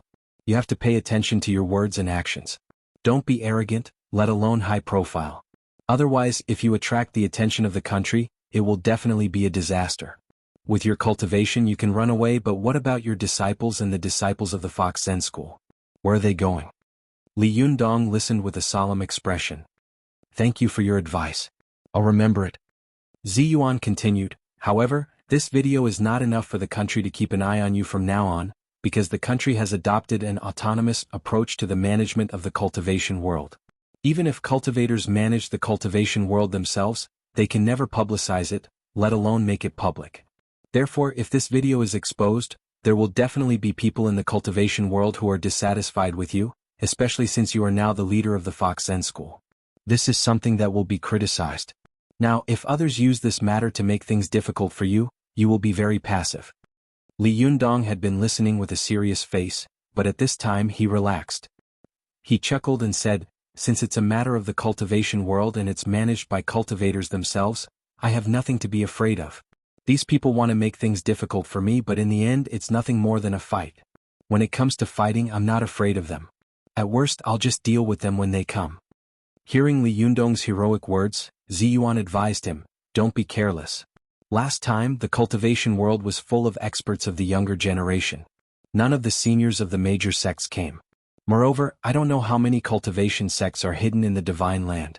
Although the May 4th movement, the abolition of the Four Olds, and the 10 years of turmoil have destroyed the soil and foundation on which they rely for survival, these cultivators have hidden themselves very well. Now that the country is showing signs of thawing in early spring, they will definitely come out. Now that you are known as the #1 expert of the younger generation in the cultivation world, there must be many cultivators who are eager to try and defeat you. As long as they defeat you, they will immediately become famous. Li Yundong's heart trembled. He nodded to Ziyuan and said, you're right. I remember last time a person from the Blue Cave sect in Sichuan attacked me. If my cultivation hadn't been higher than his, I would have most likely fallen into his ambush. I'll pay attention in the future. Li Yundong turned to Su Chan, Chao Yi, and the others of the Fox Zen school and said, try not to go out in the future. If you do, pay more attention and go in groups. Su Chan and the others answered in unison, yes, leader. Li Yundong nodded with a smile. He was about to speak again when he suddenly heard a knock at the door. Li Yundong was stunned and asked, who is it? The person at the door shouted, express delivery. Li Yundong asked curiously, there's someone delivering express delivery so late at night? Are you kidding me? Did someone buy something? He looked at Su Chan, who shook her head like a rattle. Zhou Qin also shook her head and said, I didn't either. Ziyuan and Ruan Hongling also said, it wasn't us. Chao Yi, Lu Yuehong and Zhuang Yiting looked at each other and shook their heads. The little foxes simply asked, what is express delivery? Li Yundong smiled and said, that's strange. Could it be that it was delivered by mistake? I'll go and have a look. He walked to the door and opened it. He saw a man about the same height as him standing at the door. The man was wearing a motorcycle helmet and sunglasses that covered almost half of his face. The man was holding a parcel in his hand. He looked at Li Yundong and asked, are you Li Yundong? Li Yundong nodded and said, I am. The man handed over the bag and a pen, saying, your express delivery. Li Yundong did not doubt him. He took the pen and lowered his head to sign the bill. But as soon as he lowered his head, the man in front of him fiercely stabbed the Baihui acupoint on the top of Li Yundong's head like a spear. Thank you for your concern. When I woke up, there were a lot of greetings and votes. I feel very warm. Thank you all. Last week, the top flowers list ranked 8th. This week there will be 3 updates. It's still the same old rule, 246 days. Chapter 344. Go to WatchNet. This sneak attack immediately caused Su Chan and the others to cry out in alarm. One by one they shouted, shameless. Ziyuan was so angry that she shouted, stop.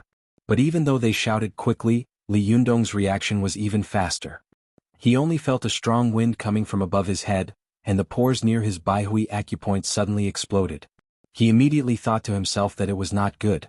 He held the ballpoint pen in his hand and stabbed it at the man's chest like lightning without thinking. Go to WatchNet. 7 KOM. 16b. Li Yundong could feel that the man's blow was like a thunderbolt. Not only was it extremely powerful, but it could even pierce a hole in granite, let alone his skull.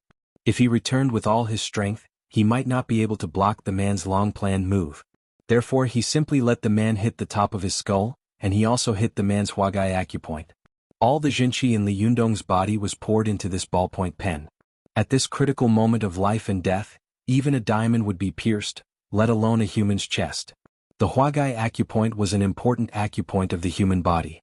If this man's Huagai acupoint was pierced by Li Yundong, all the qi in his body would dissipate on the spot and he would die. Li Yundong bet that the man would not dare to exchange his life with his own. Moreover, there was a ballpoint pen in Li Yundong's hand, which was longer than the man's finger. Although he had taken action later, it had arrived first. As the saying goes, an inch longer, an inch stronger. The man had never expected that the pen he had given to Li Yundong would ruin his plan in the end. His heart was filled with hatred. He had to turn around and avoid Li Yundong's fierce poke. His hand, which was about to pierce Li Yundong's Baihui acupoint, also quickly turned around and pinched the tip of Li Yundong's pen with 2 fingers. With a snap, as soon as his fingertips caught the pen, the jinshi of the 2 men immediately collided. It was as if 2 fierce armies had suddenly met like a tide, causing their bodies to tremble violently. With a snap, the pen exploded into countless pieces. The moment the pen exploded, the door of the elevator in the stairwell also opened with a crash. Li Yundong's heart skipped a beat. He saw the fragments flying in all directions and some of them flew straight into the elevator. These fragments were extremely powerful. If an ordinary person were to be hit by them, it would be no different from being hit by shrapnel. They would either die or be seriously injured. Li Yundong was quick to react. He turned around and retracted his arm. His arm returned to his sleeve in an instant. With a flick of his sleeve, it was like a wide and long soft whip, catching all the fragments that were flying toward him. However, as soon as Li Yundong turned around, he immediately turned his back to the person who had attacked him. All the vital points on his back were exposed to the opponent, which was the most disadvantageous position in fighting. Seeing that Li Yundong had given himself an opening, the other party didn't even think about it. He immediately stepped forward and slapped down with his palm. If his palm hit, even granite would be torn apart. However, Li Yundong seemed to have expected that the other party would take the opportunity to attack him. He grabbed the sleeve of the fragments and threw it back fiercely. Su Chan, Ruan Hongling, Chao Yi and the other cultivators also cheered. Ziyuan said in her heart, Li Yundong's move is really a stroke of genius. His cultivation aptitude is rare in the world, and his talent in fighting is even more shocking. He can actually think of a way to deal with it in such a short period of time, and he can even defeat the enemy according to the surrounding environment and his own clothes. Amazing, really amazing. Just as Su Chan and the others were cheering, Li Yundong's sleeve hit the other party's palm with a bang, and all the fragments were firmly slapped into his palm. In the blink of an eye, the 2 of them fought like lightning and thunder. The man groaned and took a step back while covering his palm. At this time, the cheers of Su Chan and the others came out of their throats. Only then did 2 young women who were talking come out of the elevator. As soon as the 2 women walked out of the elevator, they heard the cheers of Su Chan and the others. They were shocked and widened their eyes. They looked at Li Yundong and the man in a helmet and sunglasses, who was covering his hand and lowering his head. For a moment they didn't know what had happened. When the man saw that there were mortals from the secular world present, he immediately covered his hand, turned around and walked into the elevator. Because there were 2 secular people present, Li Yundong didn't chase after him. He just stared at the elevator door like lightning. When the elevator door finally closed, he glanced at the 2 girls in a daze, picked up the package that had fallen to the ground with his foot, and then turned around and entered the door. After the door was closed, everyone gathered around and said, "Are you all right?" Su Chan patted her chest and said, "Yundong, your reaction is really fast. I didn't even come to my senses. If it had been me just now, I would have been dead." Ziyuan also nodded and said, "Li Yundong's reaction is secondary. The flick of his sleeve just now was really exquisite. Was amazing. It seems that you haven't neglected your kung fu in the past few days." Chao Yi and the others also praised, "Leader is so powerful. It was really dangerous just now. I thought that leader wouldn't be able to avoid it." Although Li Yundong had defeated the enemy in the blink of an eye and others had seen it easily, in fact, when Li Yundong and the others calmed down, they felt a lingering fear and a cold sweat broke out on their backs. Li Yundong's face was cold as he said, "This person's cultivation is definitely not inferior to mine. Just now, I didn't even notice that he was going to attack me. This shows that this person's chi hiding kung fu is almost close to the realm of returning to nature. Logically speaking, he should be a top master of a sect. Why would such a person be so despicable as to sneak attack me?" Ziyuan sighed and said, "This is the trouble after you become famous. Everyone wants to defeat you. As long as they defeat you, they can spread the news everywhere. Since ancient times, there has been no first place in literature and no second place in martial arts. This is also the case in the cultivation world. After I became famous, many people came to challenge me. If I hadn't chosen to leave the secular world to cultivate, I would have been annoyed to death. Li Yundong, you are cultivating in the secular world, so you have to be more careful." After Ziyuan said this, Ruan Hongling was stunned and looked at Ziyuan strangely. She opened her mouth as if she wanted to say something, but she quickly swallowed it back and did not speak. Li Yundong's face was solemn. "I don't know which sect he is from, but he is so despicable." Ziyuan frowned and said, "This person is wearing a helmet and sunglasses. Obviously, he doesn't want us to recognize his appearance. He used fighting skills to attack you, and he doesn't want us to recognize his sect from his magic. I think it will be very difficult to know his identity. Li Yundong's face was as dark as water. He raised his head and said, "In short, everyone should be careful. Tomorrow we will move to a new house. At that time we will live more scattered. You should be more careful." Everyone agreed in unison. After everyone had dispersed, Li Yundong called Su Chan and said, "Girl, judging from the situation of these two sneak attacks, the other party's methods are getting more and more despicable and shameless. You must stay by my side. Don't run around and don't leave my sight. Do you understand?" Su Chan nodded with a smile and said, "I know, sir. Although my cultivation is not high, it is not so easy for others to catch me." Li Yundong laughed and patted her head. At this time, Ziyuan pulled Ruan Hongling into the room and whispered, "Hongling, I think something is wrong." Ruan Hongling asked curiously, "Sister Ziyuan, why do you think something is wrong?" Ziyuan said, "I always feel that since Li Yundong succeeded as the leader of the Fox Zen school, there seems to be a manipulator behind the scenes manipulating something, and a series of things are targeting him. Especially this series of sneak attacks, it's really unbelievable." Ruan Hongling said with a puzzled expression, "I was wondering why you said that after you became famous, there were people who attacked you one after another. Your reputation was spread by everyone, not by fighting like Li Yundong. Moreover, you are one of the few female cultivators in the cultivation world who is beautiful, talented, and has a high cultivation. That's why you are respected as the top master of the younger generation." Ziyuan nodded and said, "Yes, everyone gives in to me. Some male cultivators see that I am a female cultivator, and it is not glorious to win. If I lose, it will be even more shameful, so no one has ever challenged me." Ruan Hongling asked curiously, "Then why did you say that?" Ziyuan smiled slightly and said, "I said it for Li Yundong to hear, but also for the traitor in the Fox Zen school." Ruan Hongling was shocked. "A traitor? There is a traitor in the Fox Zen school?" Ziyuan nodded and said, "Yes, when Li Yundong talked to me in private last time, he suspected that there was a traitor in the Fox Zen school. Now I am even more suspicious of this. After Li Yundong took over the Fox Zen school, a series of things happened. First, Zhang Sunhong was killed and Lu Ye's body disappeared. Then the bodies of the two big golden snakes were stolen. Then there were sneak attacks one after another. Then it was related to the appearance of Renyuan Jindan. Then the Fox Zen school was besieged. Recently, I heard that the Medicine King tripod and the Immortal Pen were going to appear. Moreover, in a while the Taoist Assembly, which is held once every 4 years in the cultivation world, will be held. At that time the leaders of all sects will gather and compete with each other.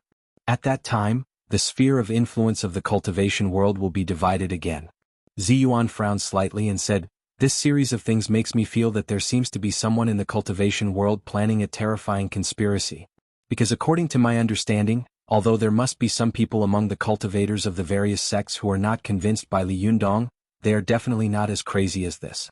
Someone must be instigating behind the scenes to focus the spearhead on Li Yundong." Speaking of this, Ziyuan's voice suddenly sank. She said, "I even suspect that if Li Yundong hadn't blocked that move just now, once this person killed Li Yundong, I suspect that he would definitely have started a massacre and the whole Fox Zen school would have been destroyed." Ruan Hongling opened her mouth wide and said, "Sister Ziyuan, are you thinking too much?" Ziyuan shook her head and said, "No, last time you heard Second Sherbua say that there will be a great calamity in the cultivation world. Although Second Sherbua is an extreme person, she is not a person who likes to bluff. Now I am also thinking about what it will be." "What does this have to do with the Fox Zen school, the traitor of the Fox Zen school, and Li Yundong? What does this series of things against Li Yundong have to do with this so-called great calamity?" Ruan Hongling let out a cry and said, "Sister Ziyuan, I got it. Do you think that the traitor is—" Without waiting for her to finish speaking, Ziyuan said, "I'm not sure yet, but since I said that to Li Yundong before, I wanted to numb this person. When he can't bear it anymore, he will reveal his fox tail and walk into the trap." Ruan Hongling suddenly laughed and said, "Sister Ziyuan, this room is full of foxes. When the time comes, everyone will have a fox tail. Won't they all be traitors?" Ziyuan also smiled and said, "I didn't expect that the successor of our Lingong sect would be in the same room as the cultivators of the Fox Zen school. This is really unusual." Ruan Hongling formed a palm with one hand, bowed, and said, "I don't know about immeasurable longevity and oddities, but I do know that someone has fallen in love with someone else, so she's always thinking about him. She can't wait to help him finish everything and make everything perfect. That's why she's condescending. Ziyuan's heart suddenly trembled, and her cheeks turned red. She glared at Ruan Hongling and said angrily, "Hongling, what nonsense are you talking about?" Ruan Hongling smiled and said, "I was right. You're blushing." Ziyuan's face was solemn. She formed a palm with one hand, bowed her head and said solemnly, "Hongling, my greatest wish in this life is to follow in my master's footsteps and cultivate to become an immortal. The reason why I came to this mortal world is precisely because the appearance of Jin Dan is in response to my master's psalm. All of this is just a reflection of the moon in the water and a fleeting cloud for me." Ruan Hongling rarely saw Ziyuan so serious. She also stopped smiling and asked softly, "Sister Ziyuan, are you really not tempted by him at all?" Ziyuan lowered her eyes and said softly, "So what if I am tempted? So what if I'm not tempted?" "Hongling, the current situation is complicated and confusing like a ball of tangles, and it's precisely the time for us to take precautions against it. Let's not be entangled in these matters of love." Ruan Hongling nodded and didn't say anything more, but she sighed softly in her heart. "Sister Ziyuan, you still haven't answered my question. Second Sherboy is a person with a high cultivation quotient, but he can't jump out of the secular world of love and hatred, can he? Since you have chosen to cultivate in the secular world, how can you be detached from it?" Thinking of this, Ruan Hongling couldn't help but be a little dazed for a moment. "You're tuning in to the Han Li's Wuxia Adventures YouTube channel. We're so grateful for your support, and don't forget to subscribe to join us on this incredible journey through captivating stories. Your generosity through donations truly makes a world of difference, as it's the primary source of revenue that allows me to expand and enhance this channel for you. Thank you from the bottom of my heart for being a part of this adventure."